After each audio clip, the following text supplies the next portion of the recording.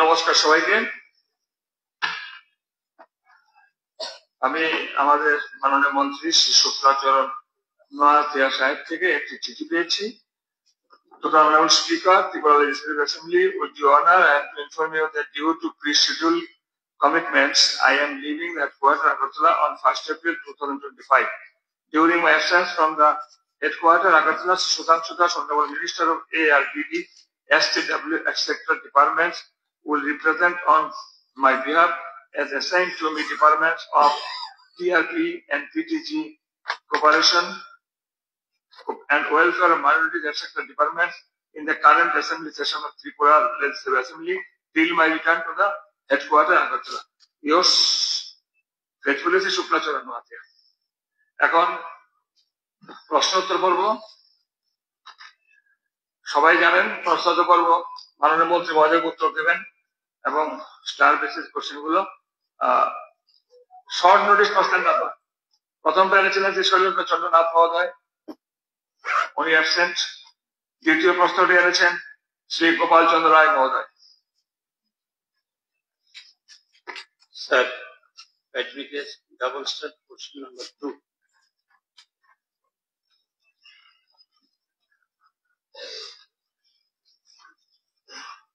Speaker মহোদয়, double star question number 2 question: বর্তমান অর্থবর্ষে এই কমিশন গঠন করার কোন পরিকল্পনা রাজ্য সরকারের রয়েছে কিনা? এই পে কমিশন গঠন করার ব্যাপারে এটা রাজ্য সরকারের বিবেচনাধীন আছে। যদি থাকে তবে কবে নাগাদ ঘোষণা করা হবে? একদম প্রশ্ন উত্তরের পরিপ্রেক্ষিতে প্রশ্ন আছে। Sir, supplementary sir, after every 10 years pay commission গঠন করা হয় due to inflation and disparities in the salaries and economies এগুলি দূর করার জন্য। স্যার, আমি বিস্তারিত যাচ্ছি না, তবে ত্রিপুরার যারা সরকারি কর্মচারী তারা দুর্ভাগ্য। 1988 সালে থার্ড পে কমিশন পরে আর কোন পে কমিশন হয়নি। 17-18 এবং 16-17-18-তে পে রিভিউ কমিটি হয়েছে। একমাত্র Congress supplementary sir, please supplementary sir, আপনি কর্মচারী সাপ্লিমেন্টারি স্যার করছি আমি, আপনি কর্মচারী করে দিন প্লিজ সাপ্লিমেন্টারি স্যার। আমি যেটা বলছি, don't argue sir, please supplementary. We are very happy and grateful to the prime minister of India.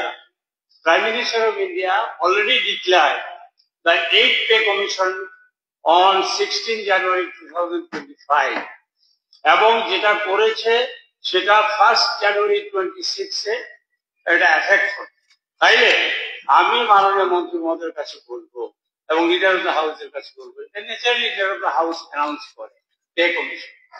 এই স্যার দ্রব্যমূল্য এখানে স্পেসিফিক্যালি বলেছে যে report says the supplementary sir আসছি না এটা কলেজ sir please এটা কলেজ reference no Tripura is higher than national average. North ইস্টে নয়, সারা ভারতবর্ষের থেকে ত্রিপুরা জিনিসের দাম কম, এটা কনসিডার করে মাননীয় লিডার অফ দ্য হাউস আছেন, অর্থমন্ত্রী আছেন, এবং আপনি বলেছেন করলেন না কেন বিবেচনাধীন, এটা প্রধানমন্ত্রীকে অনুসরণ করে। আপনারা বলেন সবকা চাল সবকা বিকাশ, এখানে সর্বনাশ করবেন না কর্মচারীদের। এই বছর পে কমিশন ঘোষণা করবেন কিনা আমি মাননীয় লিডার অফ দ্য হাউস বলছি। Leader of house finance minister উত্তর দেবে। মহোদয়, গত 16 জানুয়ারি 2025 তারিখে কেন্দ্রীয় সরকারি কর্মচারীদের জন্য 8 পে কমিশন গঠন করার প্রস্তাব ঘোষণা করে। আমি জানি না, তবে এই যে 1 এপ্রিল থেকে হবে এটা আমাদের জানা নেই, যা এখনই পেয়েছে। এখন এটা এখন পর্যন্ত কেন্দ্রীয় সরকারের প্রস্তাব নিয়েছেন, করা হয়নি। দ্বিতীয়ত, ভারতবর্ষের কোন রাজ্যই এখন এই পে কমিশন নিয়ে কোন রকম ভাবে চূড়ান্ত পর্যায়ে যায়নি। আমরা তো, আমি ওনাকে বলেছি যে কর্মচারীদের স্বার্থে এটা কেন্দ্রীয় সরকার কেন্দ্রীয় কর্মচারীদের জন্য ঘোষণা করে, মানে উনি এটা ঘোষণা রেখেছেন। আমরা তো বলেছি আমাদের বিবেচনা, আমরা এটার বাইরে নয়। তো কথা হচ্ছে, উনি যেভাবে চাইছেন যে কবে হবে সেটা তো এই মুহূর্তে বলা সম্ভব নয়। আমাদের যে ইচ্ছা আছে সেটাকে বলছি। এখন হয়তো মাননীয় সদস্যের এটা একটু অগ্রিম বলে বারবার একই কথা সেখানে রিপিট করে এটা রাজ্যের সরকারি কর্মচারীদের হয়তো বোঝাতে চাইছেন যে উনি একমাত্র তাদের জন্য দুঃখ করেন, আমাদের কোনো কিছু নেই। তো আমি আবারও বলি সবাইকে আপনার মাধ্যমে যে এই প্রস্তাব কেন্দ্রীয় সরকার ঘোষণা করেছেন, রাজ্য সরকারও এই ব্যাপারে বিবেচনাধীন আছে, তার বাইরে নেই। সময়ের সঙ্গে সঙ্গে সেটা ভেবে চিন্তা করে করা যায়। মাননীয় দপ্তরের মন্ত্রী জানাবেন, সদস্য অর্থ কমিশন 31শে অক্টোবর 2025 তারা তাদের রিপোর্ট পেশ করবে।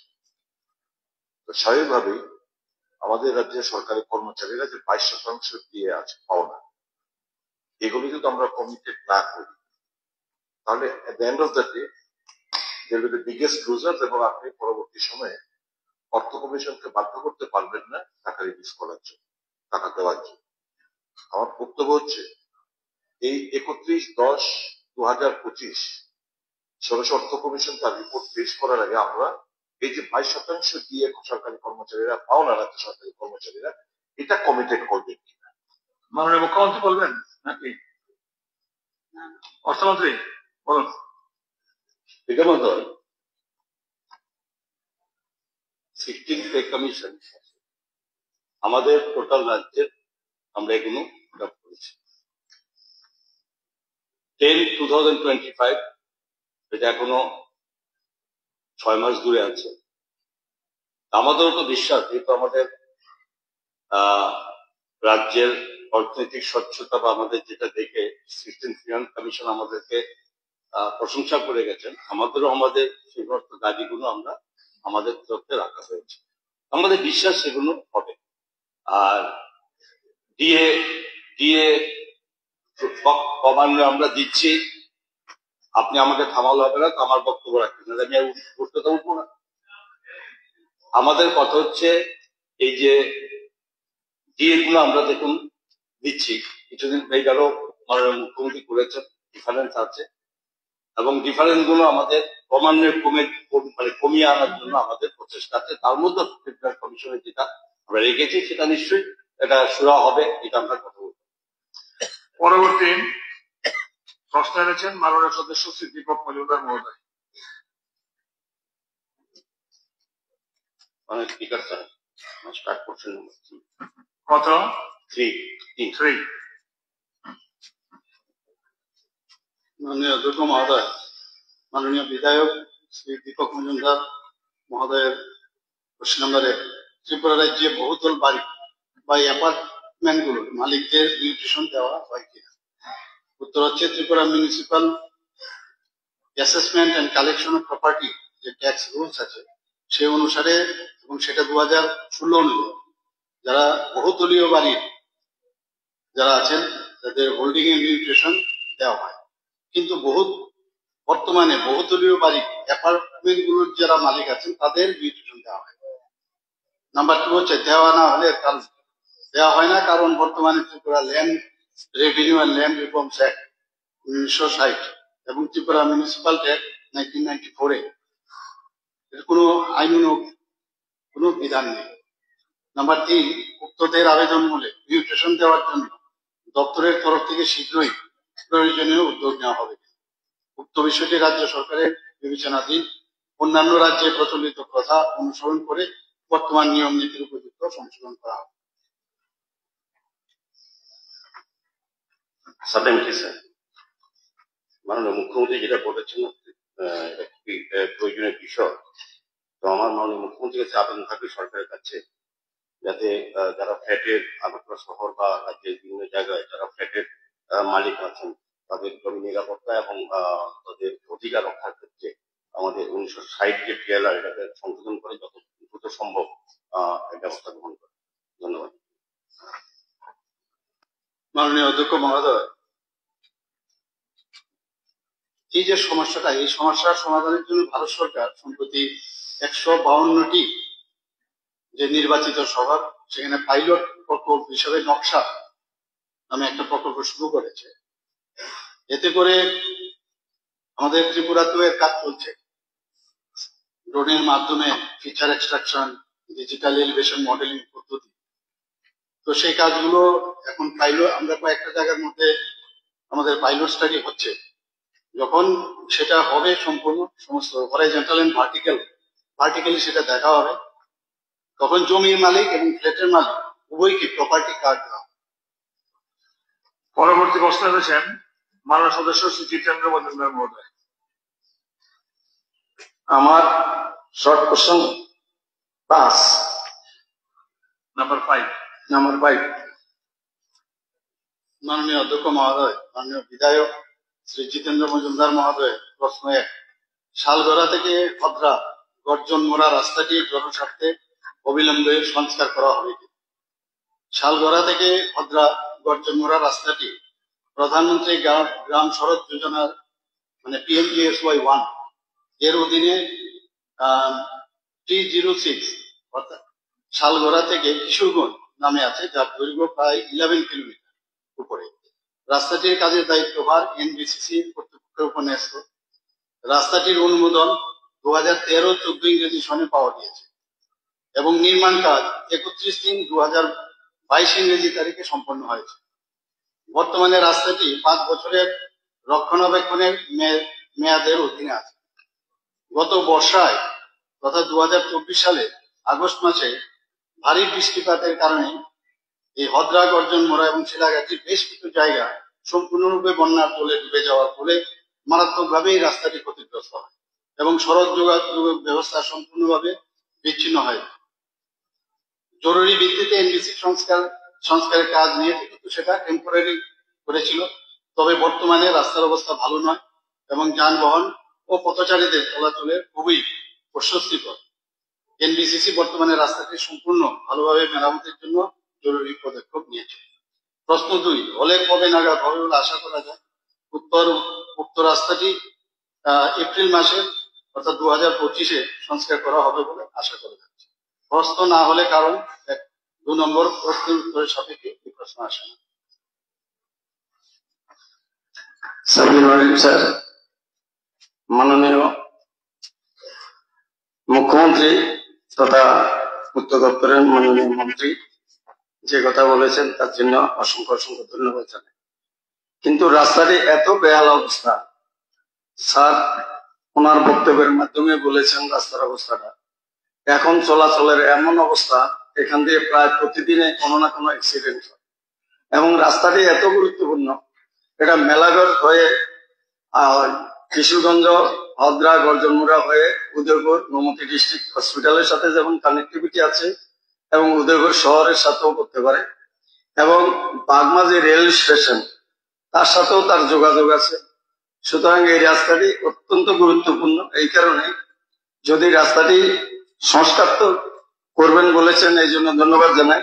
এটাকে স্টেট হাইওয়ে করা যায় কিনা তাহলে দেখা যাবে সোনামুড়া থেকে মেলাঘর হয়ে উদয়পুর হয়ে অমরপুর যাওয়ার ক্ষেত্রে অনেক রাস্তা কমে যাবে এবং এটা খুব গুরুত্বপূর্ণ কাজ হিসেবে পরিগণিত হবে। সুতরাং আমি মাননীয় মন্ত্রী মহোদয়কে এই রাস্তায় সংস্কারের জন্য যে উদ্যোগ দপ্তর এবং মাননীয় মুখ্যমন্ত্রী নিয়েছেন তার জন্য ধন্যবাদ জানিয়ে আমি আমার আলোচনা শেষ করছি।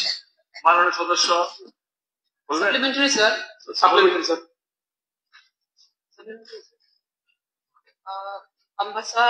Ambassa Gondasura main road nismi Jogobandhu market nismi Donoram Para Thangani. না না এটা রিলেটেড না ম্যাডাম, প্লিজ। এটা শর্ট নোটিস, তো এর মধ্যে আপনি সাপ্লিমেন্ট আনতে পারেন। আপনি কিছু বলবেন মাননীয় মুখ্যমন্ত্রীর মধ্যে দরকার আছে কিছু?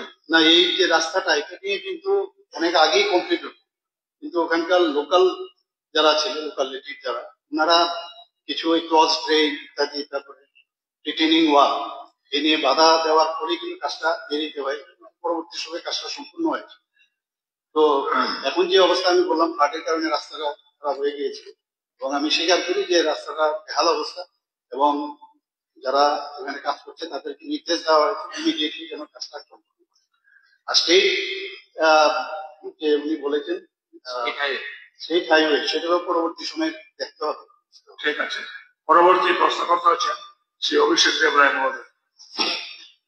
মাননীয় অধ্যক্ষ মহোদয়, আমার প্রশ্ন ডবল স্টার 6।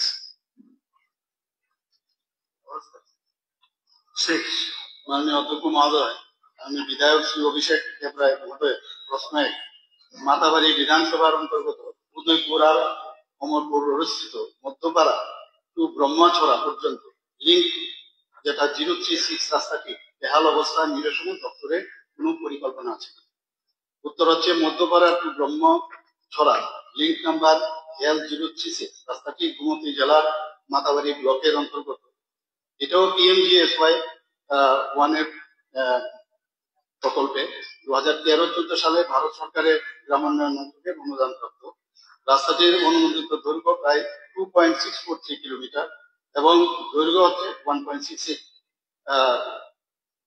2.643 কিলোমিটার রাস্তাটির দৈর্ঘ্য, এবং যে অর্থ রাখা হয়েছিল 1.68 করোড়।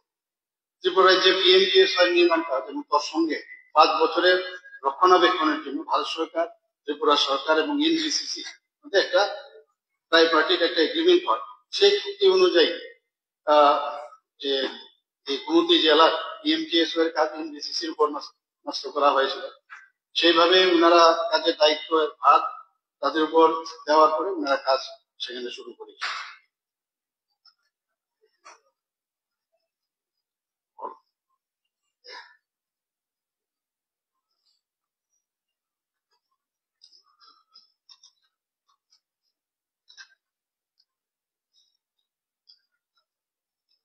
এখন সেখানেও একটা সমস্যা হচ্ছে, রাস্তাটা যে চুক্তি অনুসারে সেখানে কিন্তু যে মেনটেনেন্স করার যে বিষয় সেটা ওনারা করেননি।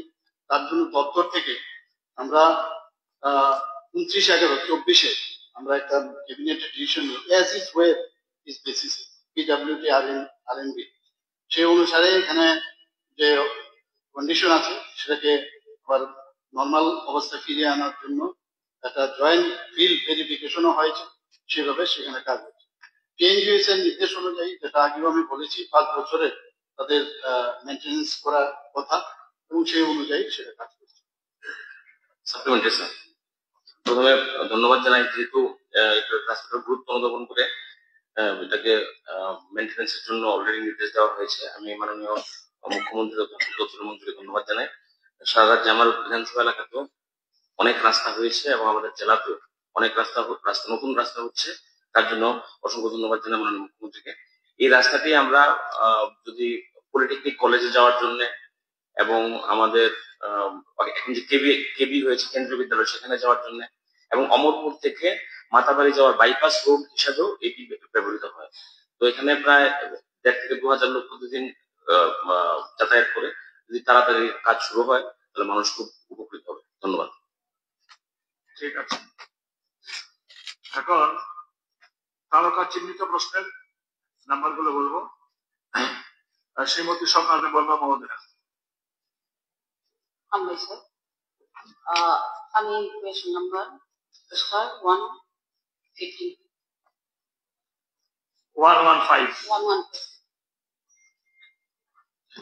Honorable Speaker, sir, বরং যে MLA স্বপ্নাদেব বর্মানি প্রশ্ন, ইহা কি সত্য মান্দাই বিধানসভা কেন্দ্রের উজ্জলনগর শিল্প এলাকার রাবার কারখানা থেকে উৎপন্ন দূষিত দুর্গন্ধ নিকটবর্তী গ্রামগুলির মানুষের স্বাস্থ্যের উপর মারাত্মকভাবে প্রভাব ফেলছে?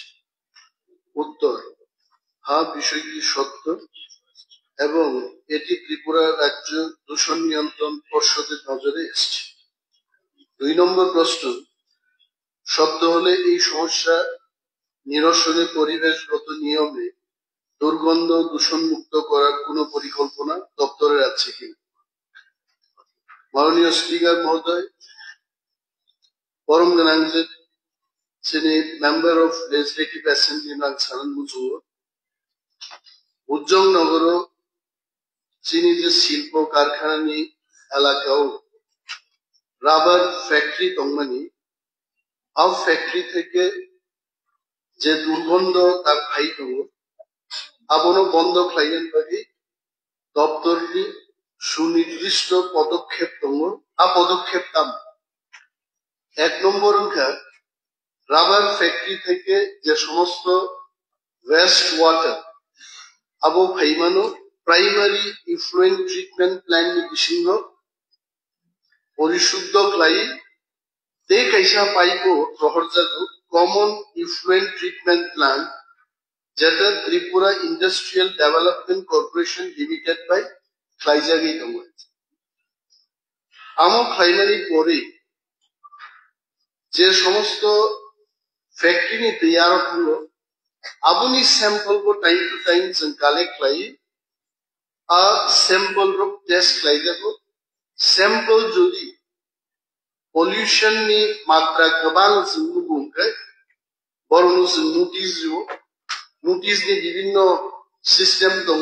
प्रथम गाइसा बरनो कारण दर्शानु नोटिस जनाय तांनि नङारो हाय खालायजानि दं আর আবুনি आ कारण नि যদি বড় মানিয়া আবুনি পরে মানদণ্ড লঙ্ঘন এবং পূর্বে জারি করা নির্দেশ অমান্য করার কারণে যে কোনো শিল্প প্রতিষ্ঠানকে কারণ দর্শানোর নোটিশ প্রদান করা হয়ে থাকে। কারণ দর্শানোর নোটিশ যদি অমান্য থাকে মানদণ্ড মারাত্মকভাবে লঙ্ঘন করার জন্য শিল্প প্রতিষ্ঠান বন্ধ করার আদেশও জারি করা হয়। তাও প্রশ্ন অঙ্কা অমরক যে সমস্ত এলাকার বড় ভাই কমপ্লেন ভাই মানে আবুনি পরে তো মাননীয় MLA and myself जों थाङै आरो 11 तारिख ना बनायखाय आबुनि परिप्रेक्षिते যে সমস্ত রাবার বাগাননি মালিক দংনে রাবার ফ্যাক্টরি মালিক দংনেরো বরণ নুজাগনাই রিঙ্গি বড় মিটিং খাইনাই ক্লাই বড় নম সাজাগনাই যে দুর্গন্ধ দূষিত মুক্ত খাইয়ে আনবে কঠোরভাবে ব্যবস্থা নেওয়া হবে।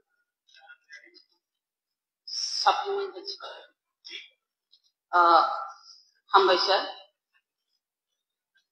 বর্জনগর যে রাবার ফ্যাক্টরি দংমोन বর্জনগর এলাকান থাকবো গরম গোনাं মাননীয় মুখ্যমন্ত্রী গরম গোनां রতনলাল নাথনি বিধানসভা কেন্দ্র খলাयो मोहनपुर फियाबा मान्दाई विधानसभा केंद्र बेबवादा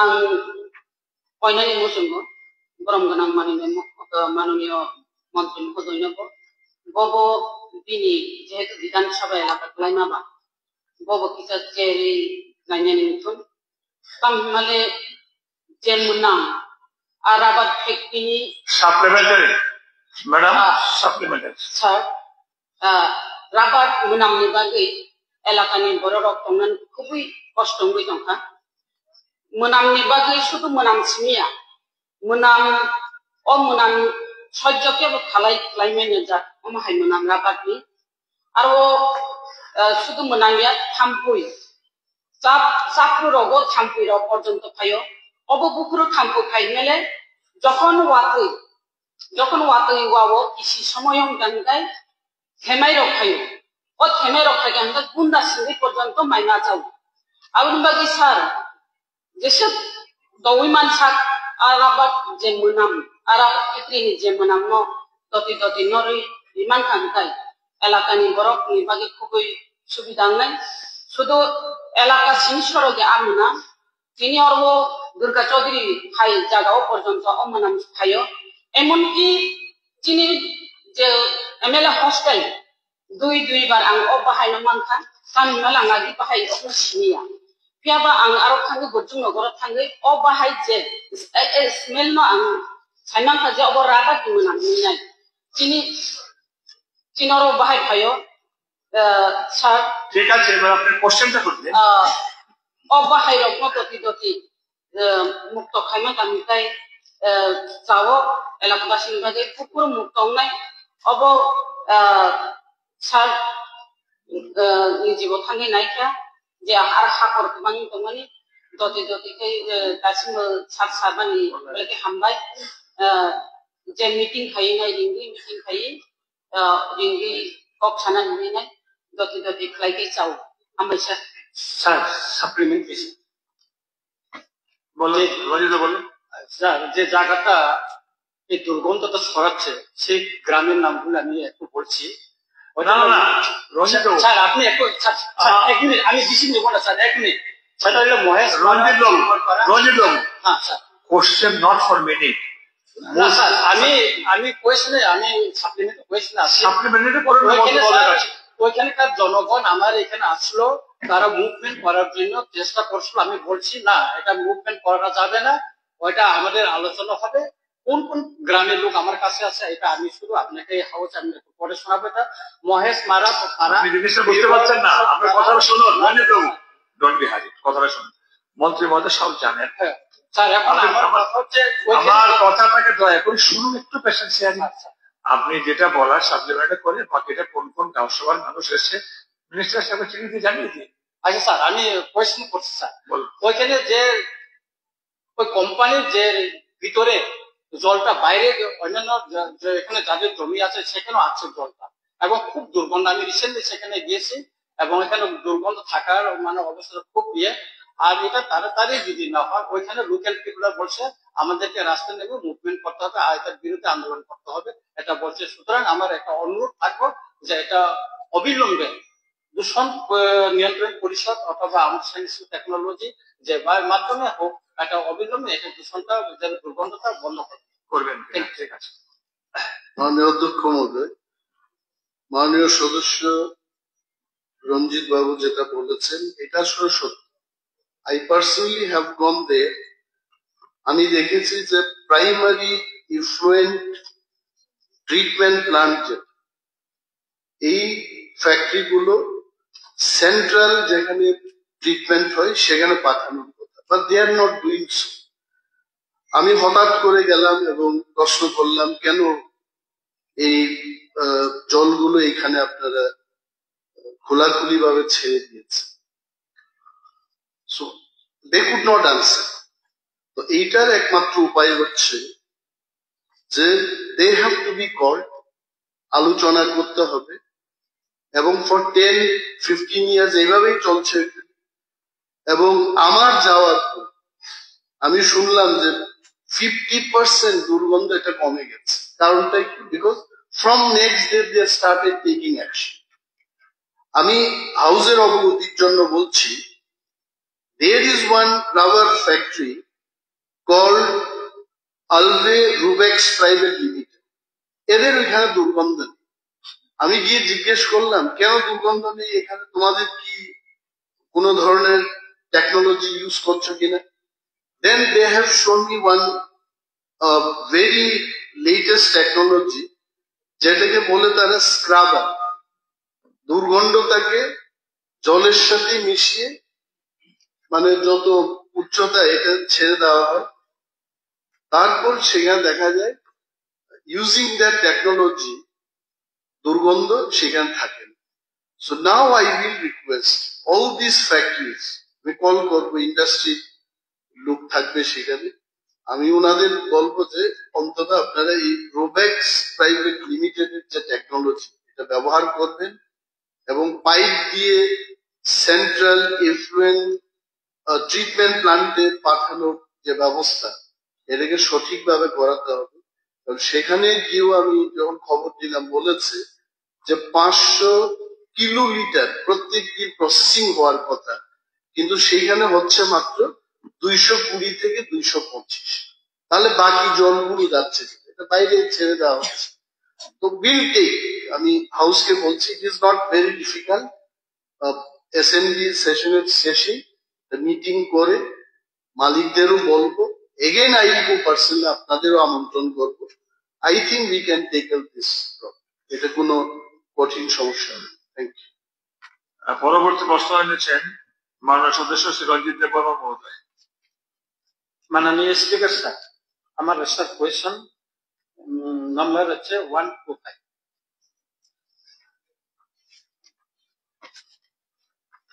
মাননীয় অধ্যক্ষ মহোদয়, মাননীয় বিধায়ক শ্রী রঞ্জিত দেববর্মা মহোদয়, প্রশ্ন নম্বরে আয়ুর্বেদিক ওষুধ বিক্রির উপর স্বাস্থ্য দপ্তরের কোনো নজরদারি রয়েছে কিনা?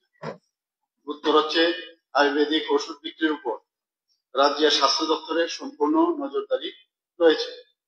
প্রশ্ন 2, ওষুধের গুণগত মান পরীক্ষা নিরীক্ষা করার জন্য রাজ্যে কোনো প্রকার ল্যাবরেটরি সরকারি বর্তমানে রয়েছে কিনা এবং উক্ত ওষুধ সেবনে স্বাস্থ্যহানির কোনো সম্ভাবনা আছে কিনা? উত্তর, আয়ুর্বেদিক ওষুধের গুণগত মান পরীক্ষা নিরীক্ষা করার জন্য আগরতলার বুর্খাবস্তিতে অবস্থিত ডেপুটি ড্রাগ কন্ট্রোলার অফিসে সরকারি ল্যাবরেটরি রয়েছে। উপযুক্ত শিক্ষাগত যোগ্যতা সম্পন্ন আয়ুর্বেদিক ডাক্তারের তত্ত্বাবধানে ও পরামর্শ মতো সঠিক আয়ুর্বেদিক ওষুধ সেবনে স্বাস্থ্যহানি কোনো সম্ভাবনা থাকার কথা না। সাধারণত হয় না আয়ুর্বেদিক, তবুও অনেক সময় মানে patient to patient, man to man differ করে। তবে যদি সে পার্শ্ব প্রতিক্রিয়া থাকতেও পারে, সেরকম রিপোর্ট পাওয়া গেলে তৎক্ষণাৎ কর্তৃপক্ষের গোচরে আনা হয় এবং তথ্য যাচাইয়ের পর যথাযথ ব্যবস্থা গ্রহণ করা হয়। স্যার সাপ্লিমেন্টারি স্যার, আয়ুর্বেদিক ওষুধটা যেটা মাননীয় মুখ্যমন্ত্রী মহোদয় উত্তর দিচ্ছেন সব ঠিক আছে, এটার জন্য অনেক আমি ধন্যবাদ জানাচ্ছি। কথা হচ্ছে আয়ুর্বেদিক ওষুধ আজকাল গ্রাম অঞ্চলে সাধারণ দোকানে পাওয়া যাচ্ছে, আর কিছু কিছু গ্রাম অঞ্চলে বা শহর অঞ্চলে দেখা গেছে যে এটা বাইকে করে বা সাইকেলে করে ঘরে ঘরে গিয়ে বিক্রি করা হচ্ছে। সুতরাং এইগুলি স্বাস্থ্য দপ্তর থেকে তারা নিয়ন্ত্রিত কিনা বা তাদের পরীক্ষা নিরীক্ষা করে ওইগুলি বিক্রি হচ্ছে কিনা, বিভিন্ন কোম্পানির আয়ুর্বেদিক যে ওষুধগুলি সেইগুলি মানুষ খাওয়ার পরে কি রিয়াকশন হয় বা তার শরীর কোনো ক্ষতি হওয়ার সম্ভাবনা, এইগুলি একটা সন্দেহ থেকে যায়। সুতরাং যারা বাইকে সাইকেলে গ্রাম অঞ্চলে বিক্রি বা শহর অঞ্চলে বিভিন্ন গলিতে যারা বিক্রি করে, এগুলিকে নিয়ন্ত্রণ কিভাবে করা যায় বা তাদের ওষুধগুলি মানে ঠিক কিনা, এটা ঠিক আয়ুর্বেদিক কোন কোম্পানি রেজিস্টার্ড কোম্পানির কিনা, এগুলি যাচাই বাছাই যদি করা যায় তাহলে মানুষের মানে স্বাস্থ্যের হানি হওয়ার সম্ভাবনা থেকে আমরা মুক্ত থাকতে পারি। মাননীয় অধ্যক্ষ মহোদয়, মাননীয় বিধায়ক মহোদয় যে রিয়েলি কনসার্ন এই বিষয়ে, ওনাকে ধন্যবাদ জানাবো। এখানে প্রাইভেটও আজকাল আয়ুর্বেদিকের নাম দিয়ে কিন্তু অনেক ওষুধ বিক্রি করে, আমরা সবাই জানি।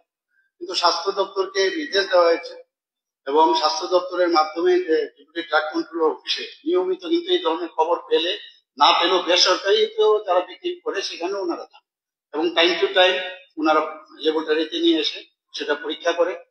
যদি এই ধরনের আমি এই হাউসে আমি বলতে চাই, যদি কোনো স্পেসিফিক কোনো জায়গায় এরকম দেখা যায় তো স্বাস্থ্য দপ্তর বা ডেপুটি ড্রাগ কন্ট্রোলারের গোচরে আনলে নিশ্চয়ই বিষয়ে অ্যাকশন নেবে।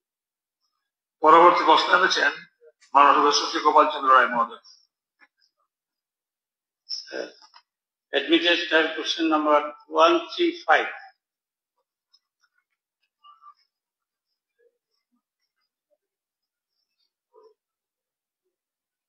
House is yours. মাননীয় অধ্যক্ষ মহোদয়, মাননীয় বিধায়ক শ্রী গোপাল চন্দ্র রায় মহোদয়ের প্রশ্ন 1, রাজ্যের ড্রাগ ইন্সপেক্টরদের শূন্য পদ সংখ্যা কত? রাজ্যের স্বাস্থ্য ও পরিবার কল্যাণ দপ্তরের অধীনে ইন্সপেক্টিং অফিসার ড্রাগসের বর্তমান শূন্যপদের সংখ্যা 1। প্রশ্ন 2, জাল ওষুধ বা মেয়াদ উত্তীর্ণ ওষুধের বিরুদ্ধে আদালতে কেসের সংখ্যা রয়েছে কি? উত্তর, জাল ওষুধের একটি মামলা আদালতে বিচারাধীন অবস্থায় আছে। Supplementary, sir. Sir, according to Indian Medical Council statement অনুযায়ী বছরে 5 লক্ষ কোটি টাকার ঔষধ ইন্ডিয়াতে বিক্রি হয়। তার মধ্যে 3 লক্ষ জেনেটিক আর 2 লক্ষ হলো আপনার ব্র্যান্ডেড। তার মধ্যে ব্র্যান্ডেডের বেশি 20,000 কোটি টাকার জাল ওষুধ ইন্ডিয়াতে ছড়িয়ে আছে। এবং আরেকটা রিপোর্টে আছে নর্থ ইস্টে বেশি জাল ওষুধ আছে। আমি বলবো, আমি আশ্চর্যান্বিত হলাম যে ড্রাগ ইন্সপেক্টর একজন মাত্র, টোটাল সংখ্যা। আমি স্যার আমি করছি প্লিজ স্যার, দুইটা ড্রাগ ভেজাল, জাল। জাল তৈরি হয় ফ্যাক্টরিতে প্যাকিং এ, আর ভেজাল হয়ে যায় প্যাকিং এ। আর স্যার আপনি প্রেসার সুগার আর্থাইটিস ক্লাসে পড়ে যাবেন স্যার, জাল ওষুধ খেয়ে। আমি বলবো, মাননীয় মুখ্যমন্ত্রী বলেছেন যে দুর্গাবস্তিতে একটা ল্যাবরেটরি আছে, কিন্তু জাল ওষুধ সারা ত্রিপুরায় ছড়িয়ে আছে। প্রত্যেকটা ডিস্ট্রিক্টে জাল ওষুধ পরীক্ষা করা বা ভেজাল ওষুধ পরীক্ষা করা, সাপ্লিমেন্টারি জাল ভেজাল যেটা আপনি এটা আছে। আমি আপনাকে বলছি, জাল ভেজাল পরীক্ষা করার জন্য প্রত্যেকটা সাব ডিভিশনে স্যার ল্যাবরেটরি করা হবে কিনা। আর সেন্ট্রালি আগরতলাতে আপনি যেটা দুর্গাবস্তি আছে, ইনফ্রাস্ট্রাকচার ঠিক নেই, এখানে ভালো অ্যারেঞ্জমেন্ট নেই। আমি বুঝেছি, আমি মাননীয় মুখ্যমন্ত্রীকে বলবো, আপনি ডাক্তার, আপনি ভেজাল ওষুধ খাইয়ে ত্রিপুরার লোককে স্যার শোনেন, ওনারা যখন পাঁচালি করে সময় নষ্ট করেন। স্যার আমি মাননীয় মুখ্যমন্ত্রীকে বলবো, আপনি একজন ডাক্তার, আপনি প্লিজ সাপ্লিমেন্টারি না বললেন সাপ্লিমেন্টারি। আমার বক্তব্য হল ড্রাগ ইন্সপেক্টর আরো বাড়িয়ে জেলায় জেলায় মহকুমায় এটা পরীক্ষা করে জাল ওষুধ যাতে মানুষ না খায়। যেমন হলো সাপ্লিমেন্টারি প্রত্যেকটা সাব ডিভিশন এবং জেলায় এটা ল্যাবরেটরি করা হবে কিনা জাল ওষুধ পরীক্ষা করার জন্য, এবং বা এডুকেট আপনার ইন্সপেক্টর এখানে বা অফিসার নিয়োগ করা হবে কিনা প্রতিটা জেলায় সাব ডিভিশন। ড্রাগ ওষুধে ছড়ে গেছে। ঠিক আছে, ঠিক আছে, ঠিক আছে। মাননীয় মুখ্যমন্ত্রী প্লিজ। মাননীয় অধ্যক্ষ মহোদয়, মাননীয় বিধায়ক শ্রী গোপাল রায় মহোদয়ের যে এক অতিরিক্ত প্রশ্নে প্রথমটা উত্তর দিচ্ছি। এখানে ইন্সপেক্টিং অফিসার পদে মোট অনুমোদিত পদের সংখ্যা প্রায় 24টি, এবং সরাসরি যারা নিয়োগযোগ্য ইন্সপেক্টিং অফিসার পদের সংখ্যা 18 এবং প্রমোশনের মাধ্যমে 6টি। 30/11/2024 আমি যেটা বললাম, একটা পোস্ট খালি হয়েছে, উনি চাকরি থেকে অবসর গ্রহণ করেছেন, সেটা খালি।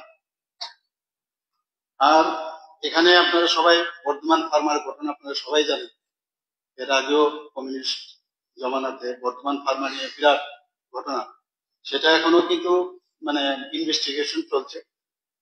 আমিও এই বিষয়ে অবগত, এবং এই যে ফার্মা কোম্পানির মালিক যথাক্রমে শ্রীমতী মীনাক্ষী জয় এবং শ্রীযুক্ত MC জয় এর বিরুদ্ধে 20/11/2013 ইংরেজিতে পশ্চিম ত্রিপুরা জেলার বিশেষ জাজের আদালতে শ্রীমতী কৃষ্ণা ভট্টাচার্য, যিনি ইন্সপেক্টিং অফিসার ড্রাগস, একটা মামলা নথিভুক্ত হয়। কেস নাম্বার হচ্ছে DC 01201।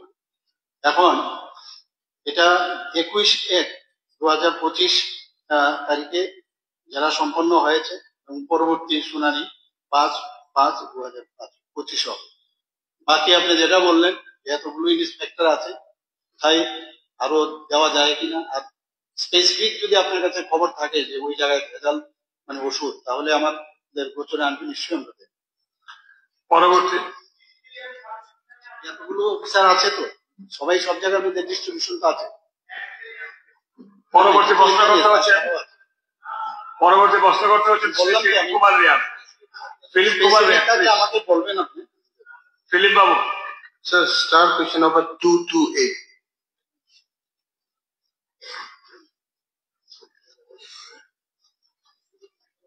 228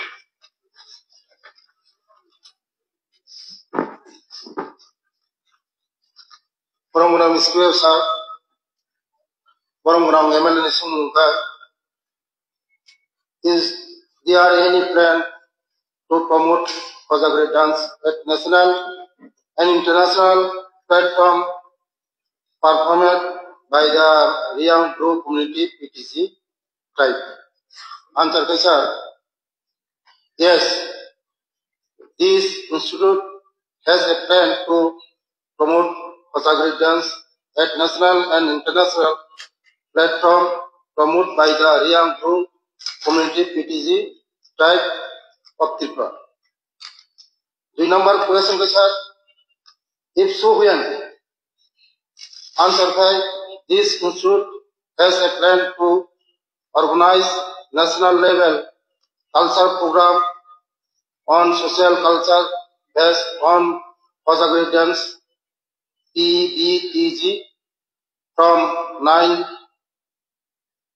October 2025 at State Capital Agartala on the occasion of the year-long celebration of Janajati Gaurav Divas from 15 November 2024 to 15 November 2025 to exchange cultural heritage of the Riang PBTG tribe of Tripura.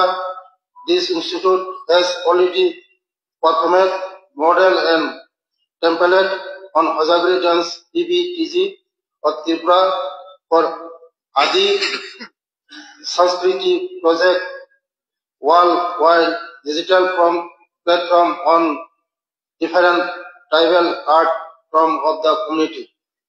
The number is not applicable. Answer. Supplementary, sir. Sir, Borom Dunang Minister no Akamberio, the Kozagri Dikok Saka. Amaro Kisa Sana Musumake, sir. Zungato Simon of Kozagri dance as a state ni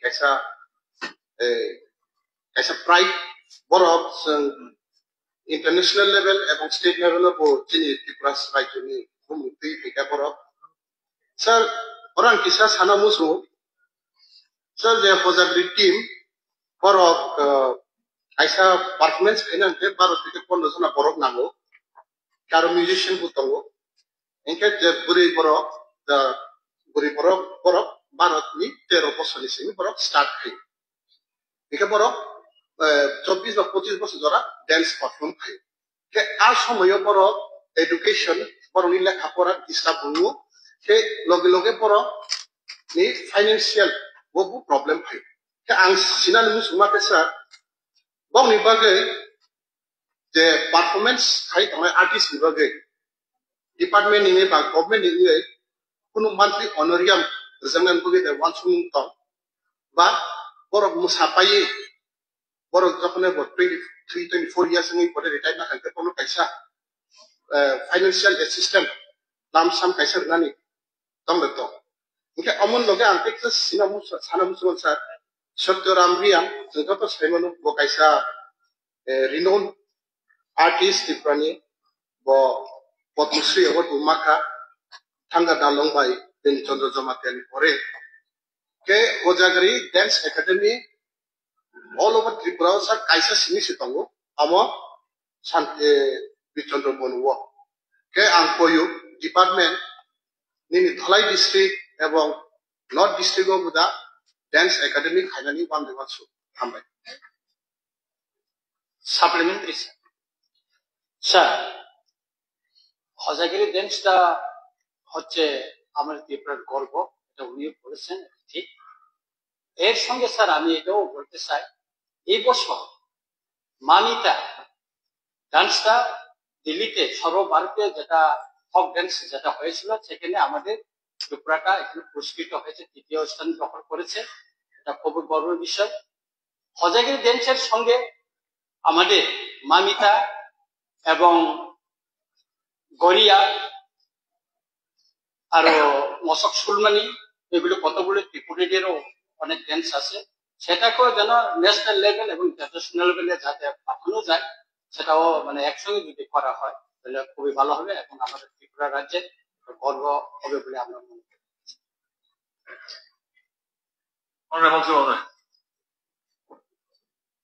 Barang menang iswe basa, barang menang sini libiang MLA Saib taham sunta, je sotaram yang santri bazaro kaisa jaga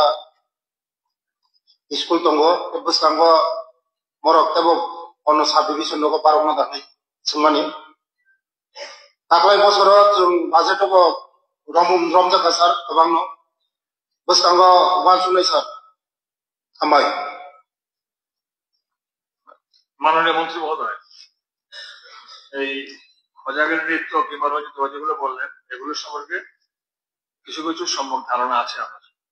এটা কিন্তু ত্রিপুরার একটা ঐতিহ্যবাহী international মানে সীমা অতিক্রম করে মানে টেরিতে যত বেশি প্রমোট করা যায় তত বেশি মঙ্গল। এবং যে রাইট পয়েন্ট যে খুব ছোট ছোট অল্প বয়সের মেয়েরা কিন্তু কাজগুলো ডান্সিং গুলো প্রোগ্রাম গুলো করে আফটার ক্রসিং 18-19 ইয়ার্স এগুলো তাদের পক্ষে সম্ভব হবে না। এর মধ্যে তাদের পড়াশোনা হয় না, এরপরে বাকি জীবনটা কিভাবে ওরা নির্বাহ করবে এটাকে সাংস্কৃতিক মানে পরিণত রাজ্য হিসেবে দেখতে হবে, প্লাস ওরা নিতে করতে হবে। নেক্সট কোশ্চেন হচ্ছেন শ্রী পলম্যান মহোদয়। Sir, my start question 241. Namaskar, sir. Let me start question number 241. Is there any plan to build a proper agriculture market in Nepal Tila market? Reply: Department of Agriculture and Farmers Welfare has not received any proposal for infrastructure development of Nepal Tila market. Therefore, at present, there is no plan for development of Nepal Tila market. Second, if yes, then when? Department will take necessary initiatives considering need and feasibility if concrete proposal comes from the competent authority. Supplementary, sir. The proposal has been sent. Maybe it did not reach to you, but to apprise the House that we all know in rural areas our vendors and agriculturists, those who are selling their crops, they sell in the roadside. So it hampers the daily commuters and vehicles. And in the emergency situation, there is a lot of problem. So I will request Agriculture Department to look into it. And in all the areas in Tripura, wherever big markets, crowded markets, where there is no agriculture market, please construct the market so that our people, our farmers, sell their crops in proper shape. Thank you. First of all, you send the proposal. Proposal from where? It may be GTR Panchayat, it may be BSc, it may be market committee, even people can send a proposal. Then we can consider, no problem. First of all, you see, in our period 7 years, total we started markets, that's 144 all over Tripura. And for this money expended 302 crore 42,96,000. On the other hand, during their period earlier, only 20 crores 26 lakhs. We are giving importance for farmers and their produce items. Sir, একটা কথা বলতে হয়, time কমে যাচ্ছে।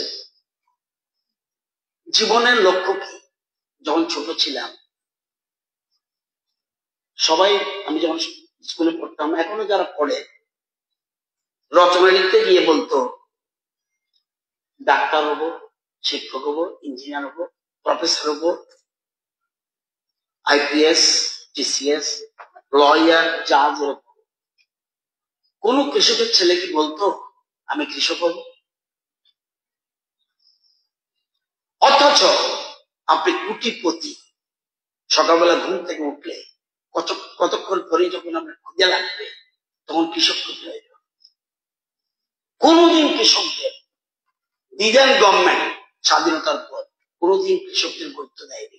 This is the first time prime minister Narendra মোদীজি দায়িত্ব নেওয়ার পর কৃষকদের সত্যিকারের তাদের এগিয়ে নিয়ে যাচ্ছে, তাদের ডেভেলপমেন্টের প্রতি এবং তাদের আয়।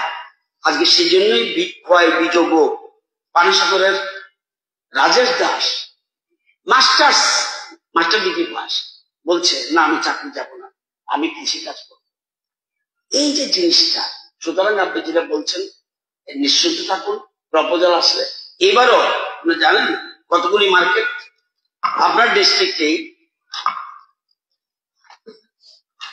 ধলাই ডিস্ট্রিক্টের সামনুবাই, জামথুম বাজার, আম্বাসা বাজার, ময়নামা বাজার, লংতাবিলি, কচুচড়া বাজার, গন্ডাছড়া কমপ্লিট। এবং এখনো একটা আছে চলছে কুলাই, প্রায় শেষ। আবার আছে অনেকগুলি বাজার আছে যেগুলি 53টা নতুন বাজার টেন্ডারের প্রক্রিয়া চলছে। সুতরাং শুধুমাত্র কৃষিকাজ না, কৃষকদের আয় যাতে বাড়তে পারে সেজন্য তাদের প্রডিউস আইটেমস যাতে মার্কেট উঠাতে পারে সেই জন্য সব জায়গায়, আমি জানি না আগরতলা শহরের এমএলএ ছাড়া কোন এমএলএ বলতে পারবে কি এই 7 বছর যদি থাকে মিশর ভুল হতে পারে আমার সেখানে মার্কেট পায় একমাত্র সব জায়গায় প্রত্যেক। এমন কাদের বলেছে এমএলএ থেকে জিজ্ঞাসা করবেন তাদের এলাকায় কোন মার্কেটটা ইম্পর্টেন্ট। সেই জন্য আমি বলছি এই সরকার কৃষকদের ডেভেলপমেন্টের জন্য চেষ্টা করছে। মার্কেট আপনি প্রপোজাল পাঠিয়ে দেবেন, ইভেন আপনার পেডে পাঠালো, will see the matter. Sir, I have received one information and thank you so much for that. And I will send a fresh proposal from my side also. Very nice. এবার পরবর্তী প্রশ্ন করতে হচ্ছেন শ্রী পাঠানলাল জামাতিয়া মহোদয়। Honorable Speaker, sir, my admitted start question number 275. মাননীয় অধ্যক্ষ মহোদয়, শ্রী পাঠানলাল জমাতিয়া মাননীয় বিধায়ক, question number 1. Is there any plan of the government to establish new RD block at Kasku area with 18 BCs separating from Omorpur RD block and some of BCs from MP RD block? Answer 1. There is no plan of the government to establish new RD block at Kasku area with 18 BCs separating from Omorpur RD block and some of BCs from the MP RD block. Question 2. If not, why? Answer 2. No such administrative need as of now. Supplementary, sir. আমাদের Amarpur RD block এবং Ampi RD ব্লককে নিয়ে একটি নতুন block গঠন করা যায়। আমাদের Amarpur RD block প্রায় 18টা বিসি এবং 10টা জিপি নিয়ে গঠিত, প্রায় 28টি জিপি বিসি নিয়ে গঠিত এবং টোটাল ফ্যামিলি আছে ওখানে প্রায় 16,000 এবং Ampi RD block total BC 22টা এবং টোটাল ফ্যামিলি অ্যারাউন্ড 11,331। এতটা নিয়ে যখন গঠিত একটা নতুন কাসকু অথবা যে কোনো একটা সুইটেবল প্লেসে একটা নতুন ব্লক গঠন করলে খুব সুবিধা হবে। কারণ অনেক দিনের বা দীর্ঘদিনের জনগণের একটা ডিমান্ড সবসময় আমাকে বলে থাকেন, ওনারা অমরপুর ব্লক থেকে অনেক যেহেতু সাপ্লিমেন্টারি জিওগ্রাফিক্যাল এরিয়া যেহেতু বিস্তীর্ণ এলাকায় আছে, তো অমরপুর ব্লকে যেতে খুব অসুবিধা হয়। তাই ওনারা আমাকে সবসময় বলে থাকেন একটি নতুন ব্লক ওখানে যদি গঠন করা যায় তাহলে খুব ভালো হবে বলে। কারণ আমরা সারা রাজ্যে যদি আমরা দেখি, যেমন রসাবাড়ি ব্লক 8টা বিসি নিয়ে গঠিত এবং গঙ্গানগর ব্লক 7টা বিসি নিয়ে গঠিত এবং বাংমুন ব্লক একটা 7টা বিসি নিয়ে যেহেতু গঠিত, তাই আমি আপনার মাধ্যমে মাননীয় মুখ্যমন্ত্রীর কাছে একটা অনুরোধ রাখবো, একটা নতুন ব্লক ওই এলাকায় গঠন করে দিলে জনগণের উপকৃত হবে। Thank you so much. মাননীয় অধ্যক্ষ মহোদয়, মাননীয় বিধায়ক সাপ্লিমেন্টারিতে যে প্রশ্নটা করেছেন, এখানে ওমপিআরডি ব্লক 2002-এ এটা এস্টাবলিশড হয় বাইফার্কেটিং অমরপুর আরডি ব্লক, এবং যেটা উনি বলেছেন there are 22 numbers village committees in the OMPRD block এবং 28 numbers gram panchayat village committee in Amarpur RD block. And both the blocks are implementing all the government programs without any hindrance. Further, new block creation involves huge capital expenditure, human resources in connection with the construction of infrastructure like new office building, meeting conference hall, RD store building, video, and staff quarter, furniture, etc. And what he already have mentioned regarding this number of villages, DC. There are many blocks in the state having much more population and number of Gram Panchayat village committee still performing very well. As an example, Satchat RD block has 39 Gram Panchayat and village committees. Matabari RD block has 36 Gram Panchayat village committee. Kumarghat RD block has 34 Gram Panchayat DC. So, bifurcating OMPRD block and Omampur RD block will not be a matter of large expenditure, but it also will slow down the ongoing progress of the existing blocks due to the rise of several administrative complications. এখন next প্রশ্ন করবেন আমরা মাননীয় সদস্য শ্রী গোপাল চন্দ্র রায় মহোদয়। Sir, তার question 134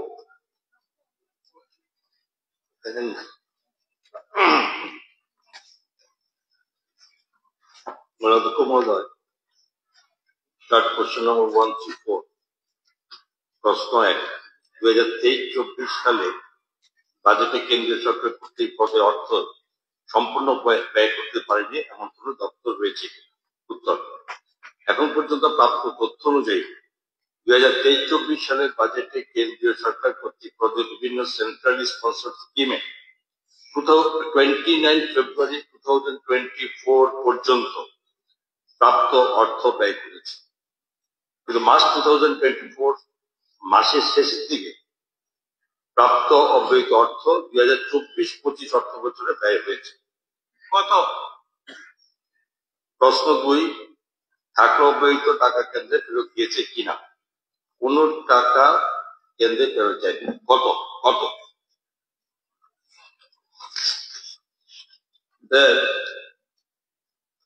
March 2024 এর last পার্টে যেটা এসছে সেটা টোটাল অ্যামাউন্ট 941.64 কোটি টাকা, এবং যেটা টোটাল ছিল যে 3819.01 কোটি টাকা, তার মধ্যে যেটা ফেব্রুয়ারিতে আমরা হিসাব দিয়েছি 2877.37 কোটি টাকা ব্যয় হয়েছে, বাকি টাকা অব্যয়িত মানে মার্চের শেষে সেটা 24-25। সাপ্লিমেন্টারি স্যার, দেখা যায় বছরের মার্চের শেষের দিকে এই সরকার গত 7 বছর 18-19 থেকে শুরু করে সম্পূর্ণ টাকা ব্যয় করতে পারে, এগুলি উঠিয়ে রেখে দেয় নেক্সট ইয়ারে করে, বা হয় না এই বছরটা ওই বছর। উনি স্বীকার করেছেন 941 কোটি টাকা উনি পরের বছর ব্যয় করেছেন, কিন্তু বক্তব্য হল যেখানে আমাদের টাকার অভাবে চাকরি হয় না, বেকার বাড়ছে, ব্যয় হয় না, রাস্তা হয় না, ঘাট হয় না, ওষুধ কেনা যায় না, হসপিটাল ডেভেলপমেন্ট হয় না, এডুকেশন হয় না, সেখানে ব্যয় হবে না কেন? Time finish. আমি কি যেহেতু যেসব সদস্য প্রশ্ন শেষ হলো তারা চিহ্নিত উত্তর দেওয়া সম্ভব হয়নি, তারা চিহ্নিত প্রশ্নগুলোর সঙ্গে সংশ্লিষ্ট বিভাগীয় মাননীয় মন্ত্রীগণকে অনুরোধ করছি দিয়ে দেওয়ার জন্য। মাননীয় মুখ্যমন্ত্রী মহোদয়, আমি 1 মিনিট সময় নিচ্ছি আপনার কাছে। শৈলেন্দ্রবাবু যে প্রশ্নটা এনেছিলেন ওয়াটার রিসোর্স সম্পর্কে, ধর্মনগরে গতবার বন্যা হয়নি সবাই জানেন আপনারা, এবার ওয়াটার রিসোর্স রিপিটেডলি বলছি পৌরসভা থেকে টাকা চেয়ে 82 লক্ষ দেবেন, নদী সংস্কার হবে, ড্রেনগুলো সংস্কার হবে, স্টিল পেন্ডিং, দিচ্ছে না। আবার আজকে কিন্তু বৃষ্টি শুরু হয়ে গেছে ধর্মনগরে, তাহলে কিন্তু যদি আমরা কাজটা করাতে পারতাম, একদম ইগনোরেন্ট ওয়াটার রিসোর্স ডিপার্টমেন্ট, আমি নিজে ফোন করেছি ওয়াটার অফিসারদের সঙ্গে, বলেছে মুখ্যমন্ত্রী জানাবে। And another complaint regarding DWS in Dharmanagar sub division, আমি জানালাম আপনাকে মাননীয় মুখ্যমন্ত্রী। মাননীয় সদস্যগণ, আজকে স্মৃতিচারণ বিষয় উল্লেখ রয়েছে, এখন আমি সেটি পাঠ করছি। মাননীয় সদীপ বাবু স্মৃতিচারণের পরে কিন্তু আমারও কয়েকটা বক্তব্য আছে, তারপরে আপনাকে কিছু বলার চেষ্টা করবেন। ত্রিপুরা বিধানসভার প্রাক্তন সদস্য যুব সরকারের প্রয়াণে স্মৃতিচারণ।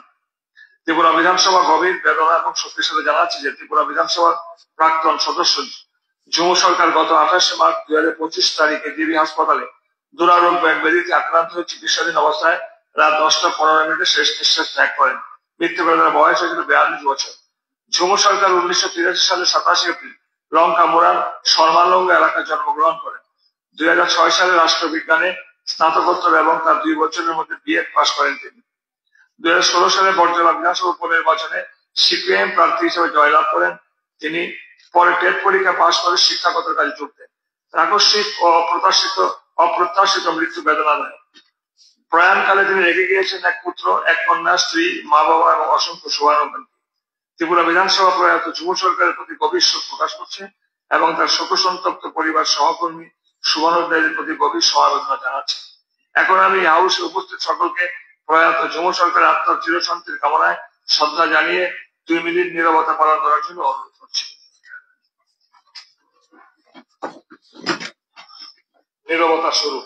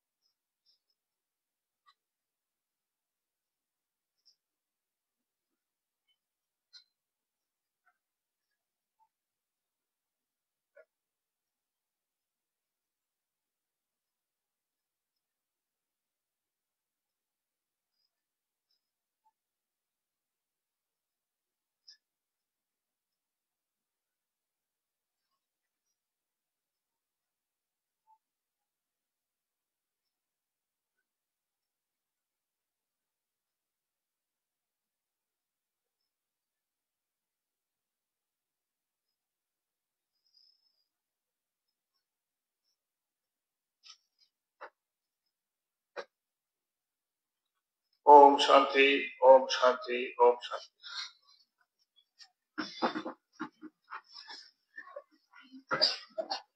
সাংবাদিক বন্ধুদের উদ্দেশ্যে, মাননীয় সব সাংবাদিকদের উদ্দেশ্যে বলছি, আমি একটি বিষয় সম্পর্কে সংবাদ মাধ্যমের প্রতিনিধিগণের দৃষ্টি আকর্ষণ করছি।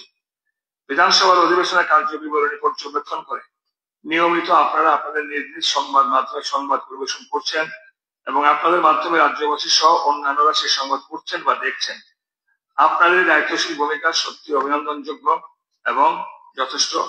আপনাদেরকে আমরা অভিনন্দন জানাই। প্রসঙ্গক্রমে আপনি আপনাদের জ্ঞাতার্থে জানাচ্ছি, এই চেয়ারের নির্দেশ বলে সবাই এক্সপান্সড হওয়া শব্দ, যা সবার কার্য বিবরণী থেকে বাদ দেওয়া নির্দেশ দেওয়া হয়, সেহেতু সেটা সংবাদ মাধ্যমে প্রকাশ করা বা দেখানো অনুচিত এবং পরিষদীয় নিয়মাবলীর পরিপন্থী বলে মনে করি। সম্প্রতি এমন একটি বিষয় যা কয়েকটি সংবাদ মাধ্যমে প্রকাশিত হয়েছে, সেটা আমার নজরে আসায় সংবাদ পরিবেশনের সুবিধার্থে আজ আমি আপনাদের সামনে বিষয়টি উল্লেখ করলাম। ধন্যবাদ, নমস্কার। মাননীয় সদস্যগণ, আপনারা সকলে অবগত আছেন যে ত্রিপুরা বিধানসভার অধিবেশন এবং বিভিন্ন কমিটির কার্যক্রম rules and procedure and conduct of business in Tripura legislative অ্যাসেম্বলির অনুচ্ছেদে উল্লেখ থাকা নিয়মাবলী অনুযায়ী পরিচালিত হয়। বিধানসভা যে কোনো বিষয় উত্থাপনের নির্দিষ্ট প্রক্রিয়া এই রুলস এর মাধ্যমে সুস্পষ্টভাবে উল্লেখ করা আছে, যা প্রত্যেক মাননীয় সদস্য সহ সভায় অধ্যক্ষের চেয়ারে বসা ব্যক্তিকে অনুসরণ করতে হয়। কাজে এই ক্ষেত্রে উক্ত নিয়মাবলী উঠতে কেউ নয়। বিধানসভার কার্যপ্রণালী সংক্রান্ত নিয়মাবলী লঙ্ঘন হলে তার জন্য উপযুক্ত ব্যবস্থা গ্রহণের বিধানও এখানে এই রুলস এর সুনির্দিষ্ট উল্লেখ রয়েছে। আমি নিশ্চিত যে আপনারা সকলে এর সম্পর্কে অবহিত এবং পরিষদের গণতন্ত্রের গরিমা পবিত্র রক্ষার জন্য সবাই সবসময় সচেষ্ট আছেন এবং থাকবেন। এই সভাকে অবহিত করার জন্য আমি অত্যন্ত দুঃখের সঙ্গে উল্লেখ করছি যে এক অনাকাঙ্ক্ষিত ঘটনার পরিপ্রেক্ষিতে এই সভায় অধিবেশনের দিনগুলোতে প্রধান বিরোধী দলের দীর্ঘ অনুপস্থিতি অত্যন্ত দুর্ভাগ্যজনক। একজন মাননীয় মন্ত্রীর একটি উচ্চারিত শব্দের অভিব্যক্তি সম্পর্কে ওই দিনই পরবর্তী সময় তিনি এই হাউসে এর প্রাসঙ্গিকতা ব্যক্ত করেছেন। সেই উচ্চারিত শব্দটি মোটে অসংসদের শব্দ হিসেবে বিবেচিত নয় বলে সবার কার্য বিবরণ থেকেও বাদ দেওয়া হয়নি। তবু এই বিষয়টিকে কেন্দ্র করে অধিবেশনের কয়েকদিন প্রধান বিরোধী দলের অনুপস্থিতি খুবই অনভিপ্রেত, কেননা এর সঙ্গে জনস্বার্থের কোন বিশেষ সংশ্লিষ্ট নয় এবং বিধায়কদের দায়িত্ব হচ্ছে জনগণের স্বার্থে সরকারের কাছে তাদের প্রত্যাশাগুলো তুলে ধরা, যা সরকারের বিভিন্ন সীমাবদ্ধের মধ্যে অনেকাংশে পূরণ করা সম্ভব হয় এবং এই সমস্ত বিষয়ে সরকারকে জনস্বার্থে ইতিবাচক পদক্ষেপ নিতে সাহায্য করে। তবে প্রধান বিরোধী দলের সদস্যদের দীর্ঘ অনুপস্থিতির ফলে তাদের নির্বাচন এলাকার জনগণ কার্যকর তাদের স্বার্থ সংশ্লিষ্ট বিষয়ে উত্থাপনের সুযোগ থেকে বঞ্চিত হয়েছে, যা মোটেই কাঙ্ক্ষিত নয়।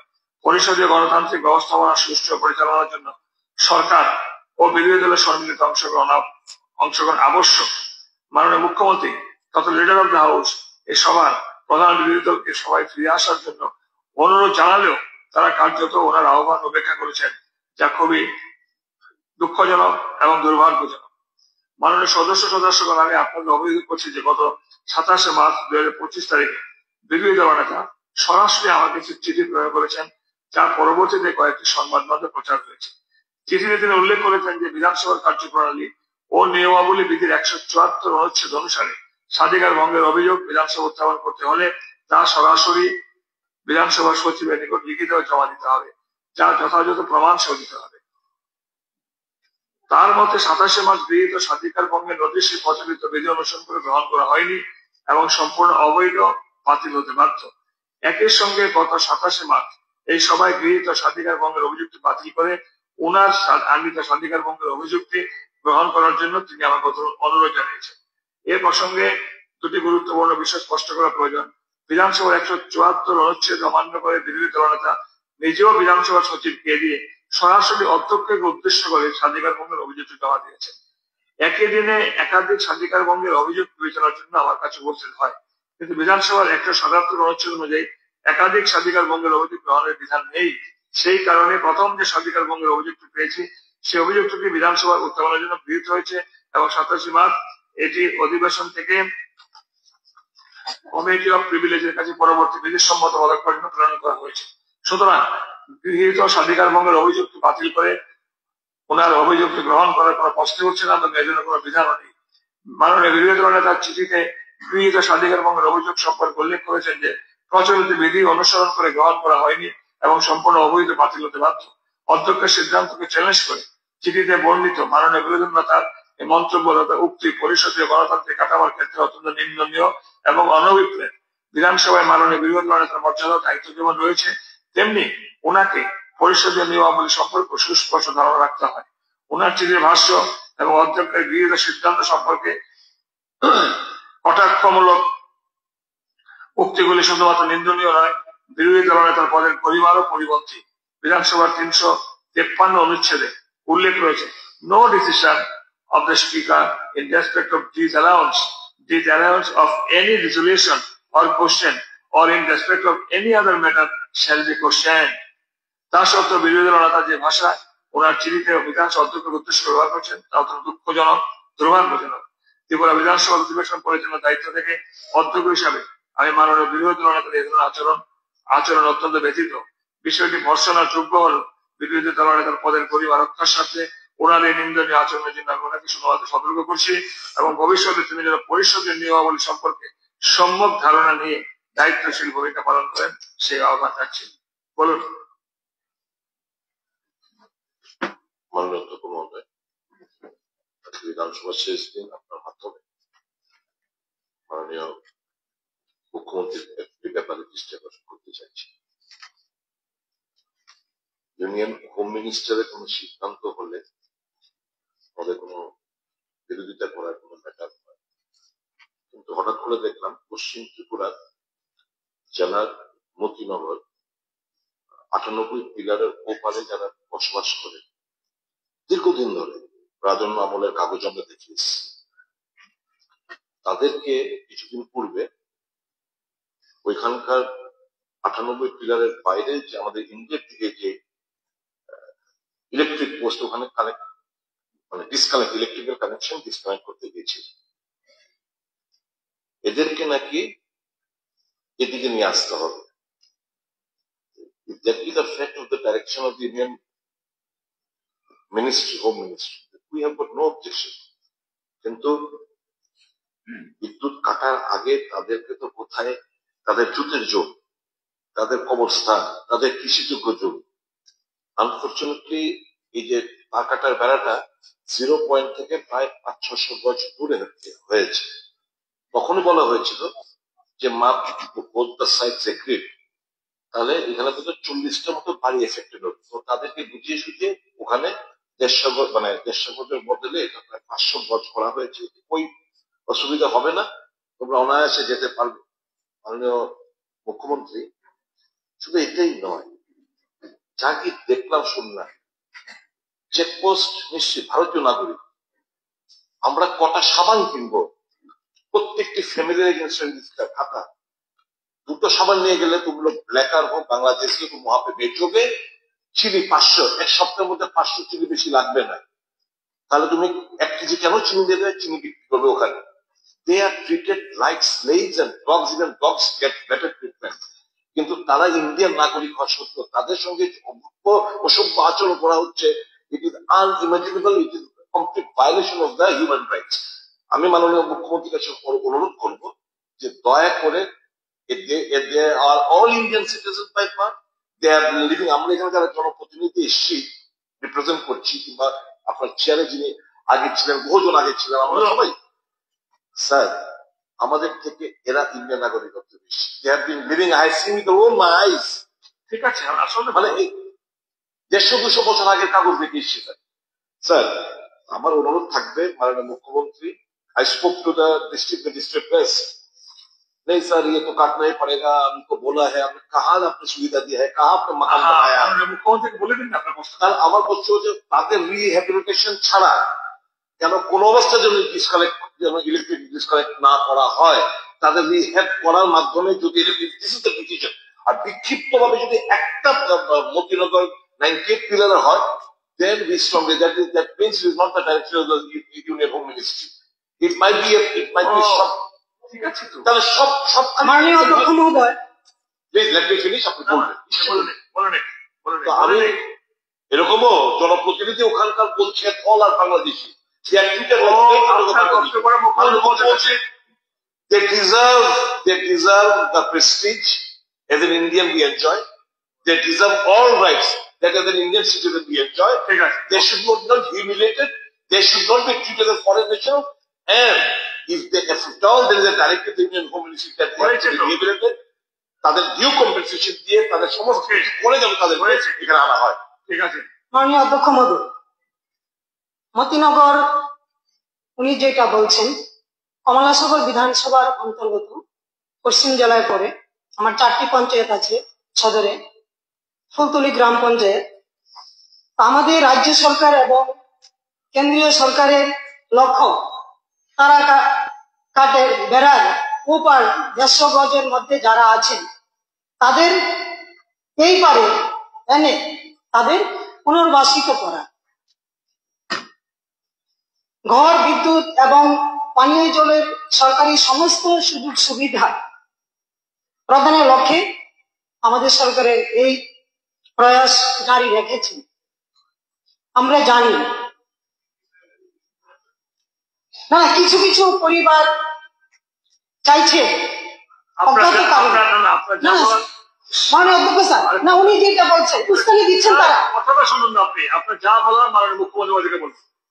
না না স্যার, আমরা একটু ডিসকাস করতে হবে তো, কি করেছে ওরা, সিপিএম কংগ্রেস দিয়ে দিয়ে ওইখানে কি করেছেন বিরোধী দল নেতা কংগ্রেস দল, আপনি ফুলতলি বাজারে গিয়ে উস্কানি দিয়েছেন, ওইখানে মাইনরিটি নিয়ে তারা সভা করছেন কেন? আমাদের সরকার কি চাইছেন না ওইখানে শান্তি সম্প্রীতি বা তাদের অধিকারগুলো দেওয়া হচ্ছে? অজ্ঞাত কারণে অনেকগুলো পরিবার, 80টার পরিবার উপর আজকে ডিএম এবং আমাদের প্রশাসন, পুলিশ প্রশাসন, আমি নিজে বিএসএফ ওইখানে বৈঠক হয়েছে, অনেকবার গুলাগুলিও হয়েছে, অজ্ঞাত কারণে হচ্ছে আমরা জানি। তো তাদের 150 গজের ভিতরে এইদিকে জায়গাও আছে, সরকার সিদ্ধান্ত নিচ্ছে যে এদিকে আসার জন্য। আমরা বর্তমানে জানি বাংলাদেশের পরিস্থিতির কথা। তো ওইখানে গিয়ে জিতেন চৌধুরীজি ওইখানে গিয়েছেন, গিয়ে তাদেরকে উস্কানি দিচ্ছেন, ভারতীয় জনতা পার্টি সরকার নাকি কাজ করছেন না। কি কথা এগুলো? সরকারের সবকিছু খেয়ে পরে সবকিছু দেখছেন, কংগ্রেস দল গিয়ে ওইখানে গিয়ে বলছেন আপনারা একটা দাঙ্গের লাগানোর চেষ্টা করছেন। এখন বাকি কি? আমি আমাদের রাজ্যের জনপ্রিয় ঠিক আছে বলুন, মাননীয় মুখ্যমন্ত্রী মধ্যে বলবেন। মাননীয় অধ্যক্ষ মহোদয়, মাননীয় বিধায়ক সুদীপ রায় বর্মন যে প্রশ্ন নিউজ পেপারেও দেখেছি, প্লাস বিরোধী দল নেতা জিতেন বাবু আমাকে একটা চিঠি লিখেছেন বিষয়ে। এই বিষয়ে আমি খবর নিয়েছি কালকে, নেওয়ার পরে যে ভ্যাকসিন ফিগার আমার কাছে এসছে সেটা হচ্ছে যে ওখানে প্রায় 75 family outside the fencing area থাকে, এবং এই 75 ফ্যামিলির মধ্যে 31 ফ্যামিলি তাদেরকে যে মাননীয় বিধায়ক বলছেন ও মানব অবস্থায় তাদের আছে। PMAYG হাউস পেয়েছে ওরা 2018 চাই পেয়েছে, আমি বলছি। আরে লিসেন আমার আউটসাইড দ্য ফেন্সিং এরিয়া তারা এগিয়ে পেয়েছে, কিন্তু তারা মানে ওইখানে কিন্তু থাকেও না, মুশকিল হচ্ছে। আমি শুনুন, আমি The total number of 75 families were located outside the fencing area. এর মধ্যে যে 31 families তাদেরকে PMAYG হাউসে 2018 দেওয়া হয়েছে।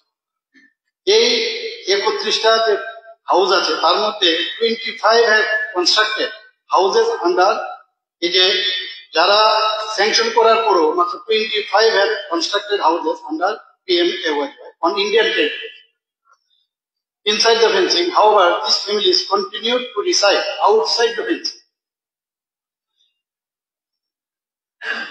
আরেকটা হচ্ছে 31 is out of 75 houses, তার মধ্যে 31টা ফ্যামিলি তারা ইলেকট্রিক কানেকশনের জন্য অ্যাপ্লাই করেছিল, whereas 44 households are using hook line for electricity.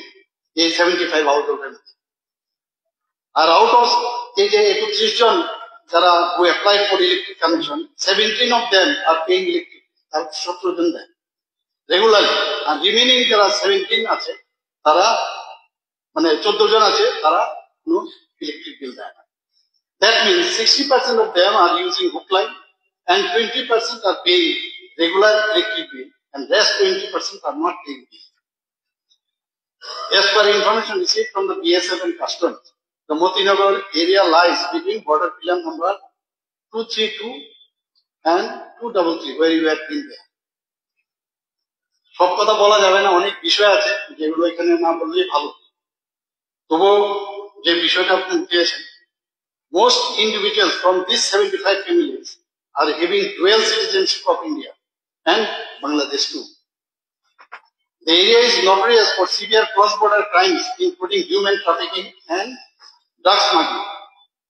এখানে আপনার অবগতির জন্য জানাচ্ছি, in the last 8 months, the criminal gang from Bangladesh has attacked the people residing in the area and severely injured a woman, a child, and aged person.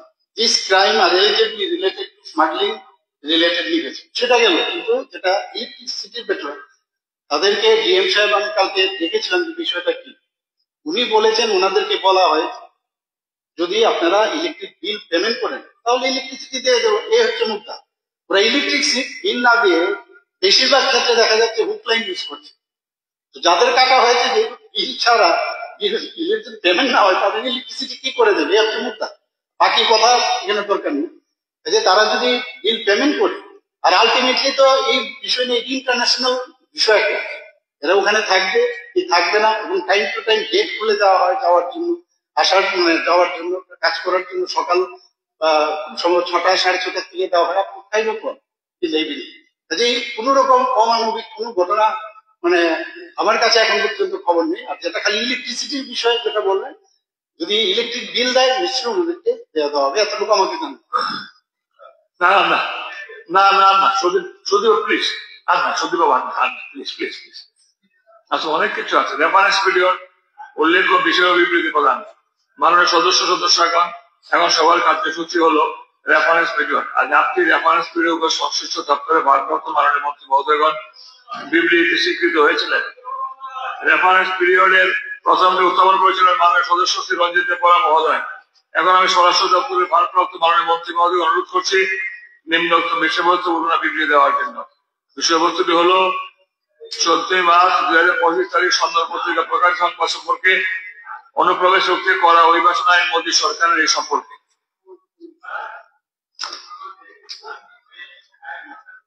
মাননীয় অধ্যক্ষ মহোদয়, স্থানীয় সন্ধান পত্রিকায় 14 মার্চ 2025 ইংরেজিতে একটা সংবাদ প্রকাশ হয়েছিল।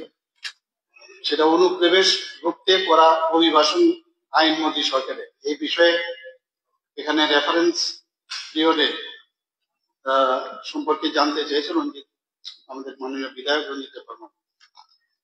এটা কেন্দ্রীয় সরকারের একটা প্রস্তাবিত বিল হয়েছে সংসদে, এখনো সেটা আছে এবং এক রূপে কিন্তু এখনো পাস হয়নি।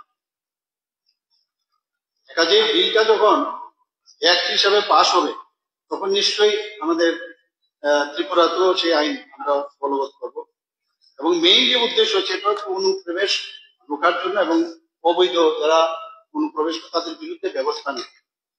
এখন বর্তমানে আমরা কি করছি, এখনো ত্রিপুরাতে আমরা জানি পুরো ত্রিপুরার 3 দিকেই বাংলাদেশের সাথে আমাদের মানে বর্ডার। তো সেখান থেকে ইন্ডিয়ান পাসপোর্ট অ্যাক্ট এবং ফরেন অ্যাক্ট এই দুইটি আইন আমরা ব্যবহার করছি। এর মধ্যে যারা অবৈধ অনুপ্রবেশকারী বা সীমান্ত যারা টাউট আছে, যারা দালাল, তাদের বিরুদ্ধে বিভিন্ন আমরা মামলা করছি।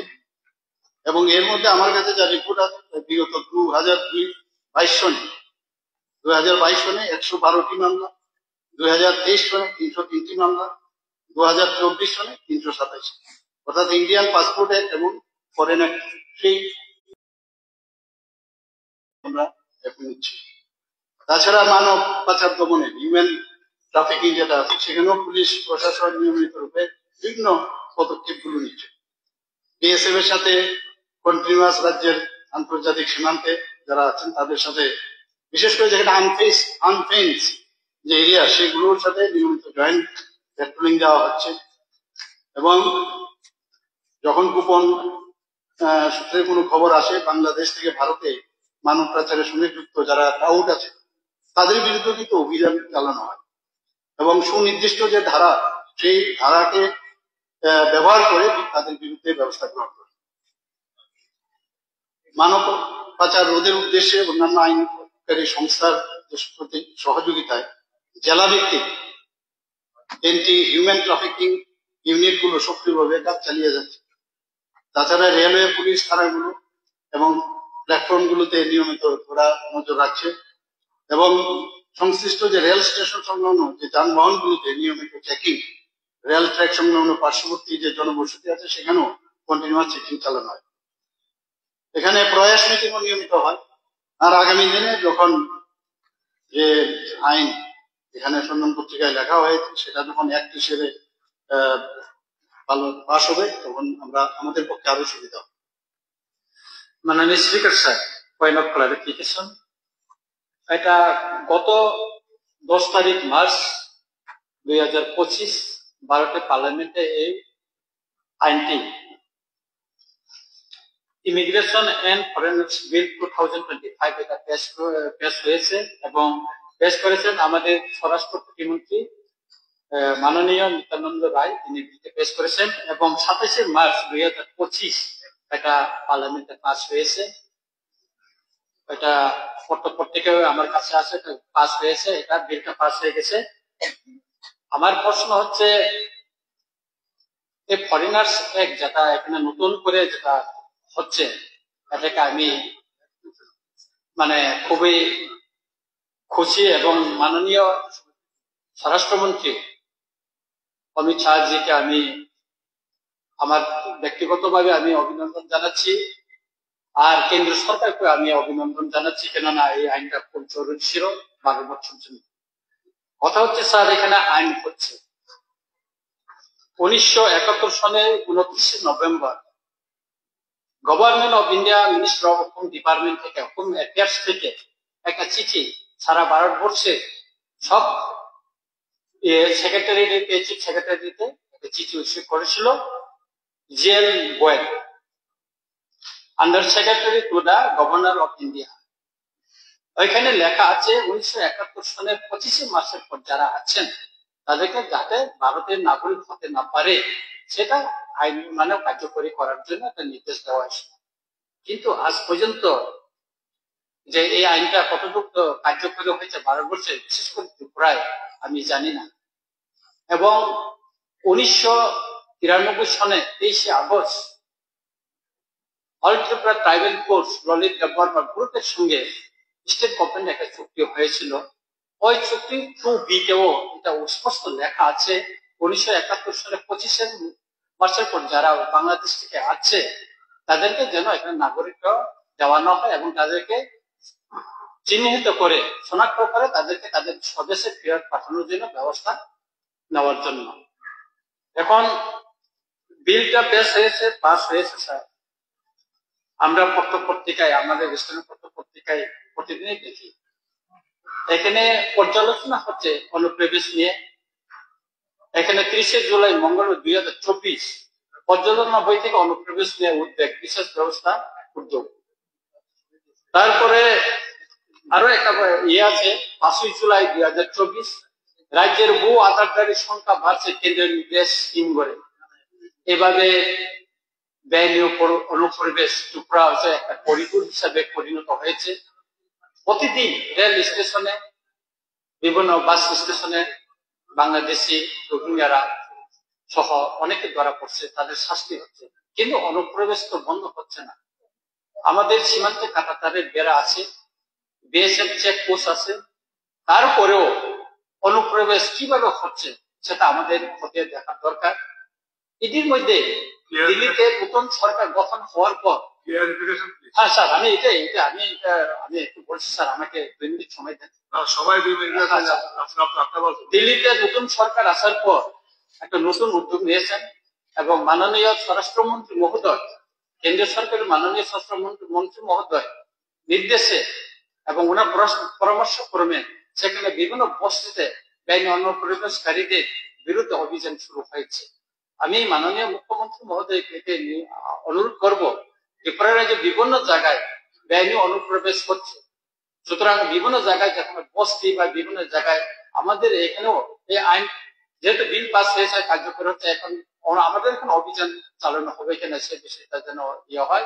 এবং বিশেষ করে এডিসি এলাকায় অনুপ্রবেশ বাড়ছে স্যার, পার্বত্য চট্টগ্রাম থেকেও এখানে অনুপ্রবেশ হচ্ছে, এখানে প্রতিদিন পত্রিকায় আছে, এইগুলিও যেন দেখা হয়। বিশেষ করে গন্ধসারা, ছামনু, আরো কয়েকটা এলাকায় অনুপ্রবেশ বেশি হচ্ছে। সুতরাং বিষয়টা মাননীয় মুখ্যমন্ত্রী যেন এই বিষয়টা দেখেন এবং কার্যকরী ব্যবস্থা নেন। ধন্যবাদ স্যার। মাননীয় অধ্যক্ষ মহোদয়, মাননীয়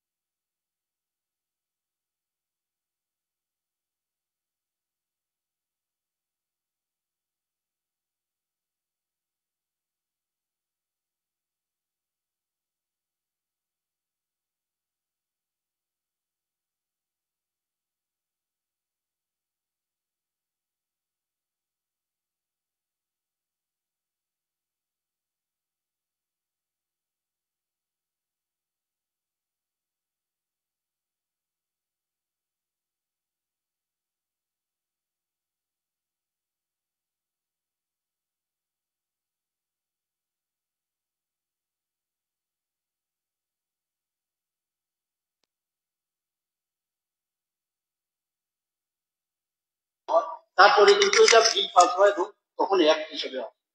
আমি পুরো আরো বিষয়ে যদি আমি জানি আপনাকে নিশ্চয়ই আপনার দ্বিতীয় প্রশ্ন রেফারেন্স এনেছিলেন মাননীয় সদস্য অশোক চন্দ্র মিত্র নির্মল বিশ্বাস মহোদয় মনোলজি হাউস অ্যাকশন এটা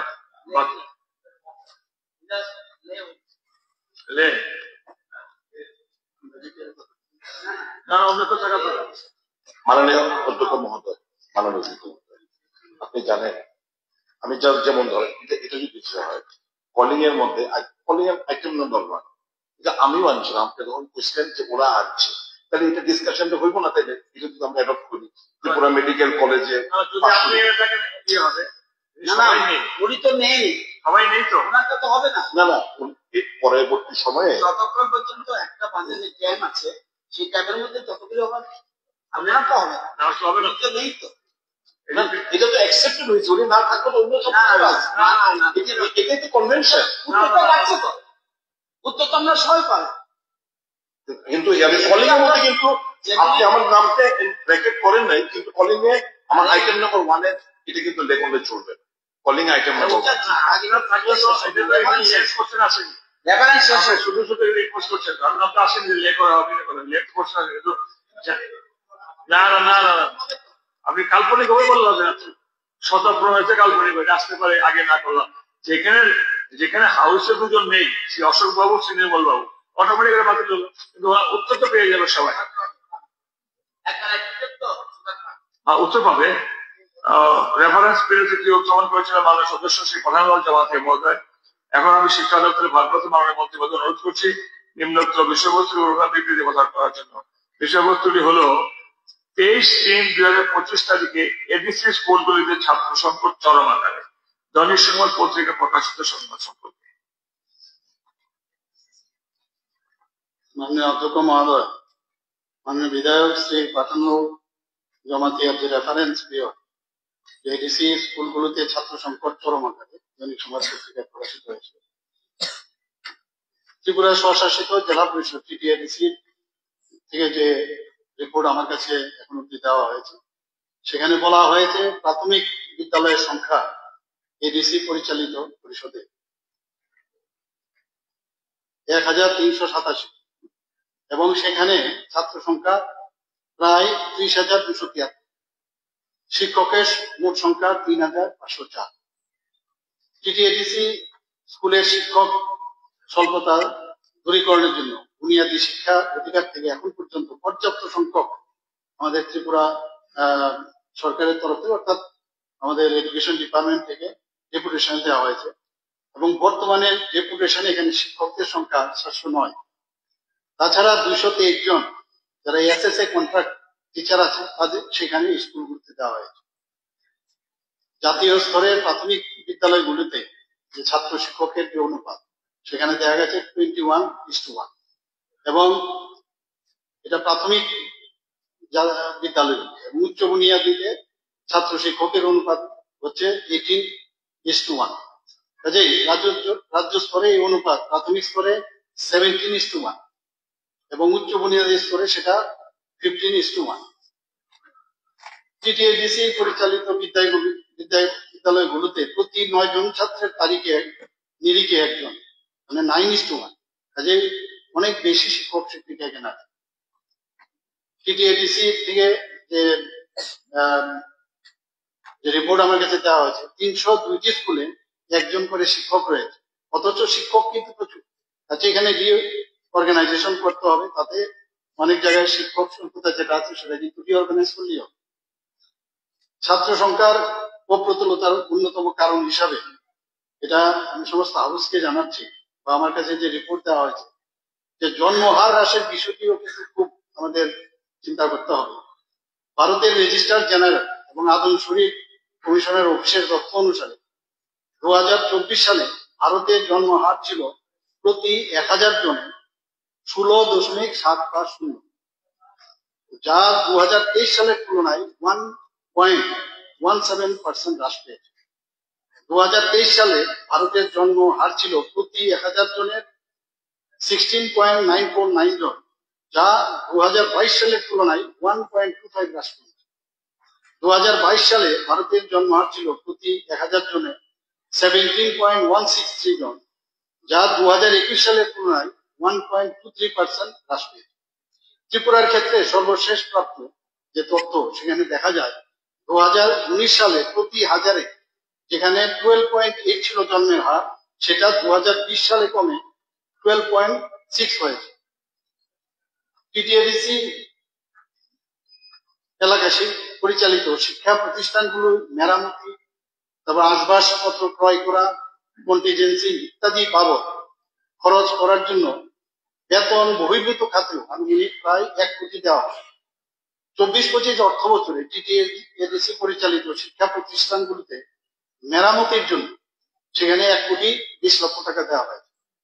এছাড়াও গ্রামীণ এলাকায় বিদ্যালয়গুলোর পরিকাঠামো সুদৃঢ়করণের জন্য অতিরিক্ত শ্রেণীকক্ষ, ছাত্রীদের শৌচাগার, বিশেষ চাহিদা সম্পন্ন শিশুদের জন্য শৌচাগার, র্যাম্প, আসবাবপত্র, গ্রন্থাগার কক্ষ, পানীয় জলের সুবিধা, কম্পিউটার কক্ষ, বিজ্ঞান ও জীববিজ্ঞান বিদ্যার গবেষণাগার, পরীক্ষাগারের সরঞ্জাম, ক্ষুদ্র বৃহৎ মেরামত ইত্যাদির কাজে ব্যাপকভাবে চলছে, যার জন্য এখন পর্যন্ত প্রায় 188 কোটি টাকা ব্যয় করা হয়। রাজ্য সরকার, রাজ্য এবং টিটিএডিসি পরিচালিত বিদ্যার্থীদের যাতে কোয়ালিটি এডুকেশন প্রদান করা যায়, সেই জন্য আমরা বদ্ধপরিকর। এবং টিটিএডিসি এলাকায় বিদ্যালয় শিক্ষা দপ্তর থেকে মোট 709 জন, যেটা আমি একটু আগে বললাম, তাদেরকে ডেপুটেশন দেওয়া হয়েছে। এবং এখন পর্যন্ত বুনিয়াদী শিক্ষা দপ্তর থেকে 66,98,23,408 টাকা এখন অব্দি এর জন্য খরচ করা হয়েছে। পিএম পোষণ প্রকল্পের অধীনে এডিসি এলাকায় প্রত্যেকটি নিম্ন উচ্চ বিদ্যালয় বুনিয়াদী স্কুলে সকল ছাত্রছাত্রীদের এখানে মিড ডে মিলের খাওয়ার ব্যবস্থা করা হয়েছে। প্রতি বছর এই প্রকল্পে এডিসি কর্তৃপক্ষকে 5.38 করোড় টাকা দেওয়া হয়। বর্তমানে 2024-25 ইংরেজি অর্থ বছরে এখন পর্যন্ত 4.94 কোটি টাকা দেওয়া হয়েছে। পিএম পোষণ প্রকল্পের উদ্দেশ্য হলো স্কুলের ছাত্রছাত্রীরা তাদের যাতে পুষ্টি প্রপারলি পাওয়া যায় তার জন্য, এবং যারা স্কুলে আসতে আগ্রহ প্রকাশ করে না তাদেরকে নিয়ে আসা। এখানে আমি উল্লেখ করতে চাই যে কস্তুরবা গান্ধী বালিকা বিদ্যালয়ের অন্তর্গত 15টি হোস্টেলের জন্য মধ্যে 14টি টিটিএডিসি এলাকার মধ্যে অবস্থিত। অনুরূপ ভাবে নেতাজি সুভাষচন্দ্র বোস আবাসিক বিদ্যালয় হোস্টেল প্রকল্পে 16টি হোস্টেলের মধ্যে 9টি হোস্টেল টিটিএডিসি এলাকায় অবস্থিত। কাজেই টিটিএডিসি এলাকার মধ্যে পড়াশোনার জন্য যা যা দরকার, যা যা স্কিমের মাধ্যমে আমরা কিন্তু বেশিরভাগ টিটিএডিসি এলাকার মধ্যে আমরা দিচ্ছি। এবং এইসব হোস্টেলগুলোর মধ্যে তাদের থাকা খাওয়া এবং পড়ার সুযোগ বিনামূল্যে কিন্তু ব্যবস্থা করা হয়েছে। তাছাড়া বিভিন্ন ধরনের সুযোগ সুবিধার পাশাপাশি পার্ট টাইম শিক্ষকদের দিয়ে হোস্টেলের মধ্যে স্কুল টাইমের বাইরে পড়ার ব্যবস্থা করা হয়েছে। পিএম জনমন এবং ধরতি আবা জনজাতি গ্রাম উৎকর্ষ অভিযানে দুটি প্রকল্পে 39টি হোস্টেল তৈরির জন্য কেন্দ্রীয় সরকার অনুমোদন দিয়েছে। এই 39টি হোস্টেলই টিটিএডিসি এলাকায় তৈরি হবে। কাজে ছাত্রছাত্রীদের বিদ্যালয়মুখী করার উৎসাহ প্রদানের জন্য এনরোলমেন্ট এন্ড রিটেনশন ড্রাইভ বিদ্যালয় চলো অভিযান করা হয়ে থাকে। এই এনরোলমেন্ট ড্রাইভকে সাফল্যমণ্ডিত করার জন্য অঙ্গনবাড়ি যারা ওয়ার্কার আছেন তাদের হাউস হোল্ড সার্ভের মাধ্যমে ড্রপ আউট ছাত্রছাত্রীদের চিহ্নিতকরণের মাধ্যমে বিদ্যালয়ে ভর্তি করানো হয়। তো সেইভাবে অনেক আমরা যেটা বললেন যে খালি শিক্ষকদের যে অর্গানাইজেশন যদি করি তাহলে যে পার্সেন্টেজটা আমি বললাম সেটা আরো বেটার ওয়েতে সব জায়গায় ডিস্ট্রিবিউট করা যায়। আরো অনেক বিষয় আছে, আমি আশা করি যা বললাম এতে বোঝা যাচ্ছে ওখানকার আসল চিত্রটা কিন্তু বোঝা যাচ্ছে। পয়েন্ট অফ ক্লারিফিকেশন স্যার,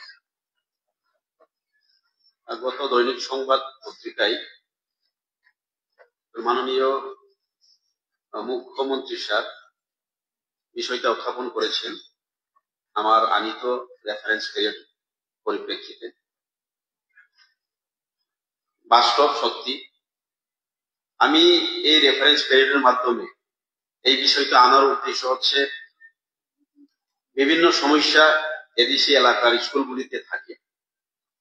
তো রাজ্য সরকার এবং এডিসি সরকার মিলেই, যেহেতু আমরা এখন জোট সরকারে আছি, তো এই সমস্যাগুলি কিভাবে সমাধান করা যায় তার জন্য আমি এই হাউসের মধ্যে কিছু আলোচনার জন্য এই বিষয়টা এনেছিলাম। অনেকগুলি এডিসি স্কুলগুলিতে যেমন ছাত্র সংখ্যা চরম আকারে, কেন ছাত্রের সংখ্যা দিনে দিন কমে যাচ্ছে সেগুলো আমি কিছু বিষয় তুলে ধরতে চাই এই হাউসের মধ্যে। আমাদের বেশিরভাগ এডিসি এলাকায়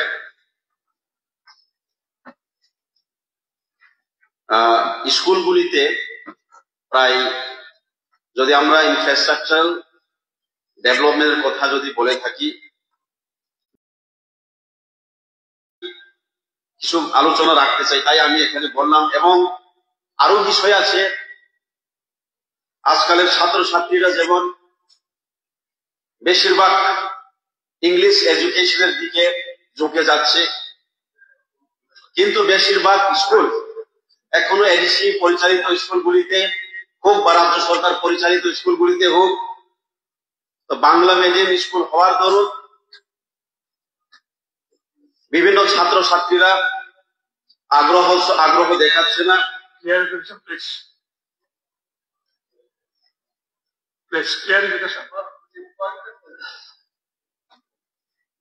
ঠিক আছে স্যার, ওইটা আমি, যেহেতু এখানে ছাত্রের সংখ্যা দিনে দিন কমে যাচ্ছে, ওই কথার প্রসঙ্গে আমি কিছু কারণ বলতে চাই। এডিসি এলাকায় পরিচালিত যে স্কুলগুলিতে অনেকটা পয়েন্ট আমি তুলে ধরলাম, প্রপার রুট কমিউনিকেশন নেই, প্রপার ওয়াটার সাপ্লাই নেই, এবং ওয়েল ট্রেইনড টিচার্স এর অভাবে আমাদের অভিভাবকরা ছাত্রছাত্রীদের স্কুলে পাঠানোর আগ্রহ ধীরে দিন হারিয়ে যাচ্ছে, সেটা বাস্তব। এবং আরেকটা কারণ হচ্ছে, মুখ্যমন্ত্রী বলেছিলেন কিছুটা, না এটা তো সব করে জানেন, আপনি অ্যাকচুয়ালি কি জানতে চান? না সুদীপ বাবু, বিক্ষিপ্তি পরে ছিল, কিভাবে ছিল, কি হচ্ছে দরকার নেই, শুধু আর্গুমেন্ট একটা আপনার একটা মানে কিছু কারণগুলি আমি জাস্ট এখানে বলতে চাই।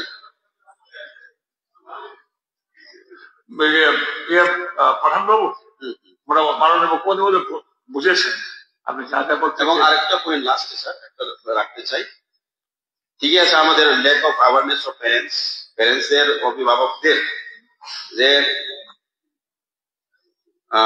অসচেতনতার অভাবে, ওইটাও একটা কারণ আছে স্যার। কারণ, এবং আরেকটা কারণ হচ্ছে, গত সেশনে আমি বলতে চেয়েছিলাম যে, এই যে মুখ্যমন্ত্রী স্যার বলেছিলেন যে গতবারে প্রায় 1,20,00,000 মতো মেইনটেনেন্সের যে খরচার বাবদ দেওয়া হয়েছিল, এবং এই বছরেও এইভাবে রাখা হয়েছিল প্রায় 2025-26 টয়লেটের জন্য হোক এবং প্রপার ডাইনিং কিচেন হলের জন্য হোক। আর এই ছাত্র সংকট চরম আকারে, এটা হচ্ছে কি আপনার মূল বক্তব্য? না স্যার, এই যে কম বাজেটের ফলে বা কম টাকার ফলে স্যার, এটা তো বাজেট আলোচনা করতে পারতেন কিংবা করেছেন না স্যার। না, সুন্দর পরিবেশ একটা গড়ে তুলতে গেলে সুন্দর পরিবেশ হলেই কিছু বলে দিই। ওনার যে এইসব কারণেই কিন্তু একটা দেখা গেছে ডিপ্রেশন। তো সব বিষয়গুলো এখানে আলোচনা হয়েছে, যেখানে খামতি থাকে আমরা নিশ্চয়ই বসে গিয়ে আমরা ডিসিশন নেব। দেখতাম কামান, পরবর্তী সময় এটাকে ঘেরাও দিয়ে এমন একটা অবস্থা করেছে, কামানটা দেখাই যেত। আমাদের সরকার আসার পর সেই ঘেরাওগুলো আমরা সরালাম, এবং এখানে কিন্তু যানজট সাংঘাতিক। তো সেই জায়গায় সুদৃশ্য একটা অবস্থা এখন দাঁড়িয়েছে। এবং এই কামানের ইতিহাস আমরা সবাই জানি, কামান মানে ক্যানন ইংলিশে যেটাকে বলে। এবং সেটা ত্রিপুরা তৎকালীন মহারাজা ধন্যমাণিক রাজত্বকালে 1490 থেকে 1520 খ্রিস্টাব্দে গৌড়ের রাজা সুলতান হুসেন শাহকে পরাজিত করে এই কামানটি দখল করা হয়েছে। আমরা এগুলো, এই প্রশ্নটা করার পরে আমরা তো এখানে বসে দাঁড়াইও না, ওখানে কিন্তু সাইনবোর্ডে জায়গার কারণে কিন্তু উনাদের নামটি খালি লেখা হয়েছে কামানটা পাশে। কিন্তু এখানে ভালোই হয়েছে, 1500 শতাব্দীতে মহারাজা ধন্যমাণিক্যের ইয়াং সেনাপতি রায় কাচাক এই যুদ্ধে গুরুত্বপূর্ণ ভূমিকা পালন করেছে। তো সেটা আমরা রেখেছি, কিন্তু সমস্যা হচ্ছে ওখানে আমরা একটা সাইনবোর্ডে উনার ইতিহাস সম্পর্কে আমরা কিন্তু লিখেছি, কিন্তু জায়গার অভাবে সেটা সম্ভব হয়নি। কিন্তু মানুষ কিন্তু এখন সেখানে যায় এবং পরেও খুবই বিজি রোড, এই কারণেই কিন্তু কোন মূর্তি উনার যে কোনো মূর্তি সেখানে রাখা সম্ভব হচ্ছে। Sir thank you sir.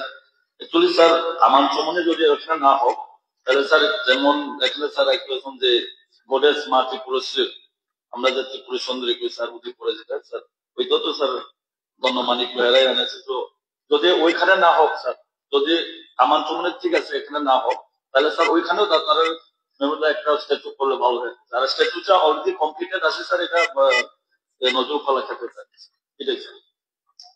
Thank you sir. মাননীয় অধ্যক্ষ মহোদয়, এটা আমাদেরও ভালোই লাগতো যদি ওখানে করা যেত, কিন্তু জায়গার কারণে যে প্রপোজালটা দিয়েছেন যে রায় কাচার এবং রায় কাশেমের একটি মূর্তি, সে বিষয়ে পরবর্তী সময়ে মেয়র সাহেব এখানে উপস্থিত আছেন, আমরা পরে বসে কথা বলবো, ওনাকে সম্মান দেওয়া যায়। ঠিক আছে। রেফারেন্স পিরিয়ড পঞ্চমটি এনেছিলেন, উত্থাপন করেছিল মাননীয় সদস্য শ্রীমতী কল্যাণী সাহারায়। এখন আমি সিএম সেবা দপ্তরের ভারপ্রাপ্ত মাননীয় মন্ত্রী মহোদয় অনুরোধ করছি নিম্নোক্ত বিষয়বস্তু বিবৃতি দেওয়ার জন্য।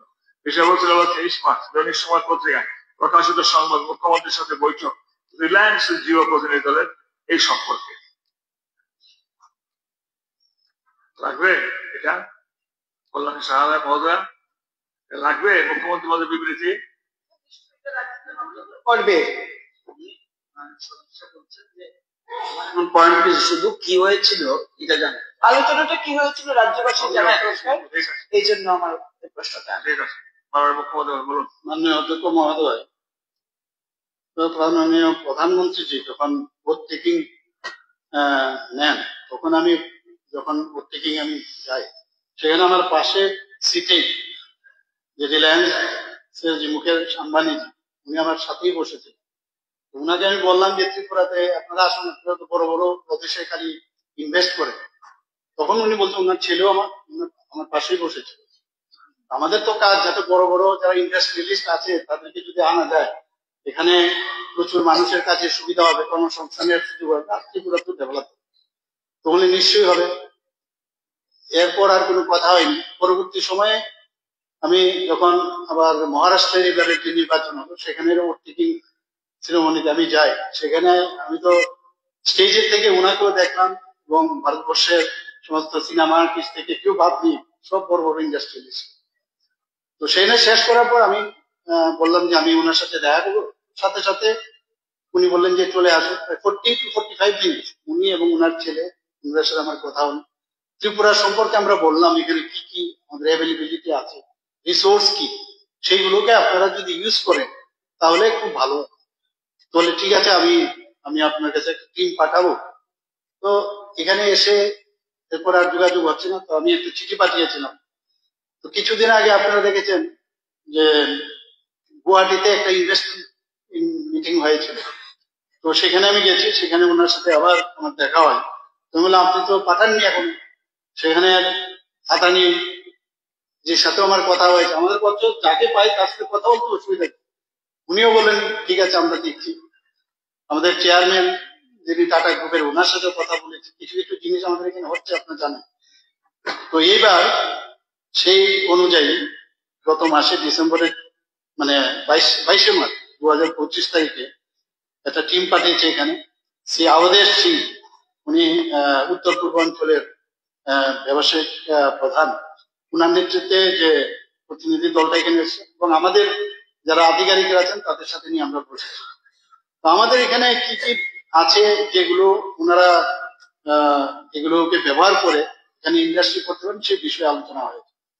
ফর এক্সাম্পল ওনাকে আমরা বলেছি যে তথ্য প্রযুক্তি আইটি সেন্টার এখানে এনেবল পরিষেবা সমূহ, মোবাইল সংযোগ উদ্ভাবন, 5G টেলিকম পরিষেবা যাতে এখানে করা যায়, বিটিএস আপগ্রেড, অপটিক্যাল ফাইবার, এইসব বিষয়ে আমরা আলোচনা করেছি। ওনারা বলেছেন যে এগুলো ওদের পক্ষে সম্ভব, ওরা পরবর্তী সময়ে ফিরে গিয়ে এই বিষয়ে আলোচনা করবে।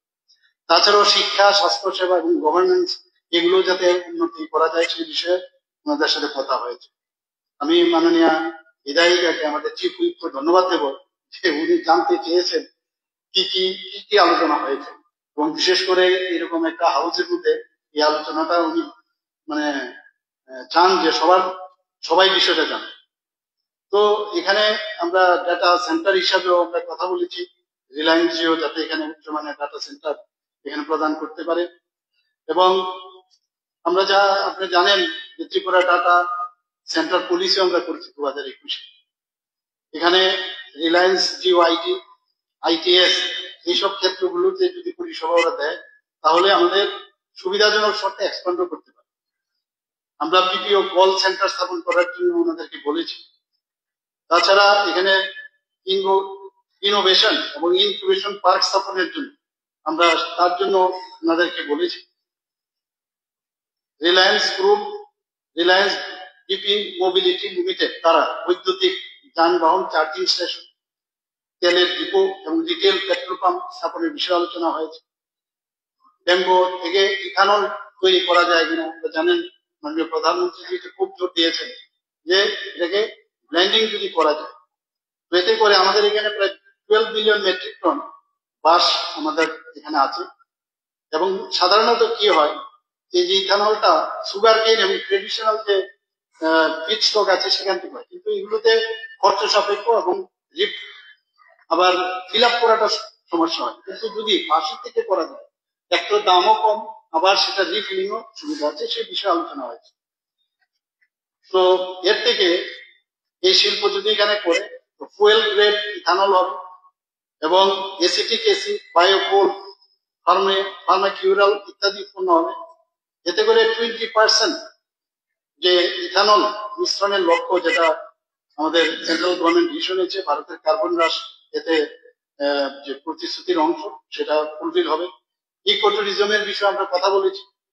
এখানে ত্রিপুরাতে আমরা জানি যে জীববৈচিত্র্য সমৃদ্ধ রাজ্য, 73% আমাদের ফরেস্ট, সেই এলাকার মধ্যেও যাতে এই উদ্ভিদ ও পানি সংরক্ষণ করার উপরে ওনারা যদি ন্যাশনাল পার্ক বা এরকম ওয়াইল্ড সেঞ্চুরিজ এর কথা চিন্তা করতে পারে, আমাদের বাইসন, বন্য হাতি, মেঘলা চিতা, তাছাড়া 9টি প্রজাতির প্রাইভেট বন্যপ্রাণীর আবাসস্থল, স্পেকটেকল ল্যাঙ্গুর, গোলক জীবন, এগুলোর বিষয়ে ওনাদের সাথে কথা হয়েছে। আমাদের এখানে যদি ওয়াইল্ড লাইফ ট্যুরিজম করা যায়, ইকো ট্যুরিজম করা যায়, ওয়াইল্ড লাইফ কনজারভেশন, এই বিষয়ে সমস্ত বিষয় আলোচনা হয়েছে। ওনাদের কাছে আমরা প্লেস করেছি, কারণ ওনারা কিন্তু বন্যপ্রাণী সংরক্ষণ যে Vantara life initiative already Gujarat নিয়েছে, এখানেও যে এলিফ্যান্ট সেঞ্চুরি করা যায় কিনা সেই বিষয়ে ওনাদের কাছে কথা হয়েছে।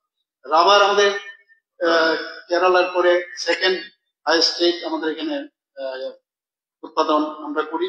তো রাবারকে নিয়ে যে ফার্নিচার তৈরি হয়, সেই ফার্নিচারে যদি ওনাদেরও রিলায়েন্স স্মার্ট আউটলেট আছে, সেখানে যদি এটাকে যোগ করা যায় তাহলে সেখানেও কিন্তু আর্থিকভাবে আমাদের যারা এখানে লেবাররা আছেন, যারা শ্রমিকরা আছেন, তাদেরও কিন্তু লাভ হবে। প্লাস পাশাপাশি আমাদের ত্রিপুরা ইনকাম কিন্তু অনেক ভালো।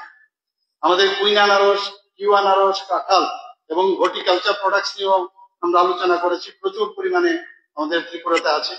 এবং রিলায়েন্স ফ্রেশকে এখানে ওনাদের বিভিন্ন গ্রুপ আছে, বিভিন্ন জিনিস দেখে, তাদেরকেও আমরা বলেছি যে এখানে যদি ফুড প্রসেসিং এর এখানে কোনো ব্যবস্থা করে তাহলে একটা সাপ্লাই চেইন অনেক শক্তিশালী হবে। তাছাড়া আমরা জানি যে এখানে হস্ততাঁত ও হস্ততালু যেটা 19টি জনজাতি সম্প্রদায়ের আবাসস্থল, এবং সেখানে এগুলো প্রচুর তৈরি হয়। তো এই বিষয়গুলো এখানে আলোচনা হয়েছে। আরো অনেক বিষয়ে ওনাদের সাথে আলোচনা হয়েছে এবং ওনারা বলেছেন যে আমাদের যে অফিসিয়াল টিম বিভিন্ন যে আমাদের এই যে ডিপার্টমেন্ট লাইন ডিপার্টমেন্টে কাজ করে ওনাদেরকে নিয়ে, ওনারাও সবাই আসেনি কিন্তু একটা পার্টিকুলার টিম এসছে, আইটি টিম। ওনারা বলছেন আপনারা আসুন, খুব ভালো লাগবে, সেখানে গেলে ওনাদের সাথে বসিয়ে তাহলে ওখানে কিন্তু ফাইনালাইজ হবে। এই ধরনের আলোচনা হয়েছে। ধন্যবাদ মাননীয় মুখ্যমন্ত্রী মহোদয়কে। ত্রিপুরাতে একটা শক্তিশালী টিম মানে আম্বানি গোষ্ঠীর আনা যে উদ্যোগ সচেষ্ট হয়েছে, আপনাকে ধন্যবাদ জানাচ্ছি বিধানসভার সকলের পক্ষ থেকে। এবং একটা বিষয় নিশ্চয়ই আপনি আশ্বস্ত করাতে পেরেছেন যে ত্রিপুরাতে মানছি না, মানবো না, চলছে না, চলবো না সংস্কৃতি নেই একদম আমাদের মানে এই পরিচালিত সরকারে। এই সভা মাননীয় অধ্যক্ষ মহোদয়, আমিও রাজ্যের মাননীয় মুখ্যমন্ত্রীকে আন্তরিক ধন্যবাদ এবং কৃতজ্ঞতা জানাই। বিকশিত ত্রিপুরা আজকে শুধু স্লোগান নয়, বিকশিত ত্রিপুরা আজকে বাস্তবায়িত হচ্ছে। Tata group, Reliance Jio group কখনো ত্রিপুরাতে আসেনি, আজকে কিন্তু তারা এসছেন, রাজ্যের মাননীয় মুখ্যমন্ত্রীর সঙ্গে কথা বলছেন এবং আগ্রহ প্রকাশ করেছেন এই যে বিষয়গুলো তিনি আলোচনা করেছেন সেগুলি বাস্তবায়িত করবে। অসংখ্য ধন্যবাদ। এই সভা এই প্রেফারেন্স শেষ করতে করতে 3টে বাজবে। না না না, আপনি বললে হবে নাকি? না, আপনারটা রইল তো, নেক্সট খাবার পরে আপনার লাস্ট আপনি আসবেন। এই আরে এইগুলো বলা নেই। এই সভা আমি জানি না যদি সবাই কিছু বলার থাকে। আর হয় না তো, অনেকগুলো আছে। আমাদের অনেকে চাইবে, আমি যাই। আর অনেকগুলো ভাবে মিনিস্টার তো নিশ্চয়ই রেডি করে নিচ্ছে, রিপ্লাই দিয়ে দেবে। যদি একটা বা দুটো যদি স্পেসিফিক থাকে, যদি কোনো কি সবগুলি আপনারটা সবাই এগ্রি করবে। আমার রাইট আছে, রাইটটা পরে একটা বল, ঠিক আছে আমরা আবার তো একজন প্ল্যান করি আমরা। তাহলে আমরা ইয়ে করি, আগে আগে আগে আমি রিসার্চ দিয়ে এই সভা বেলা 2 ঘটিকা পর্যন্ত বলতে রইল।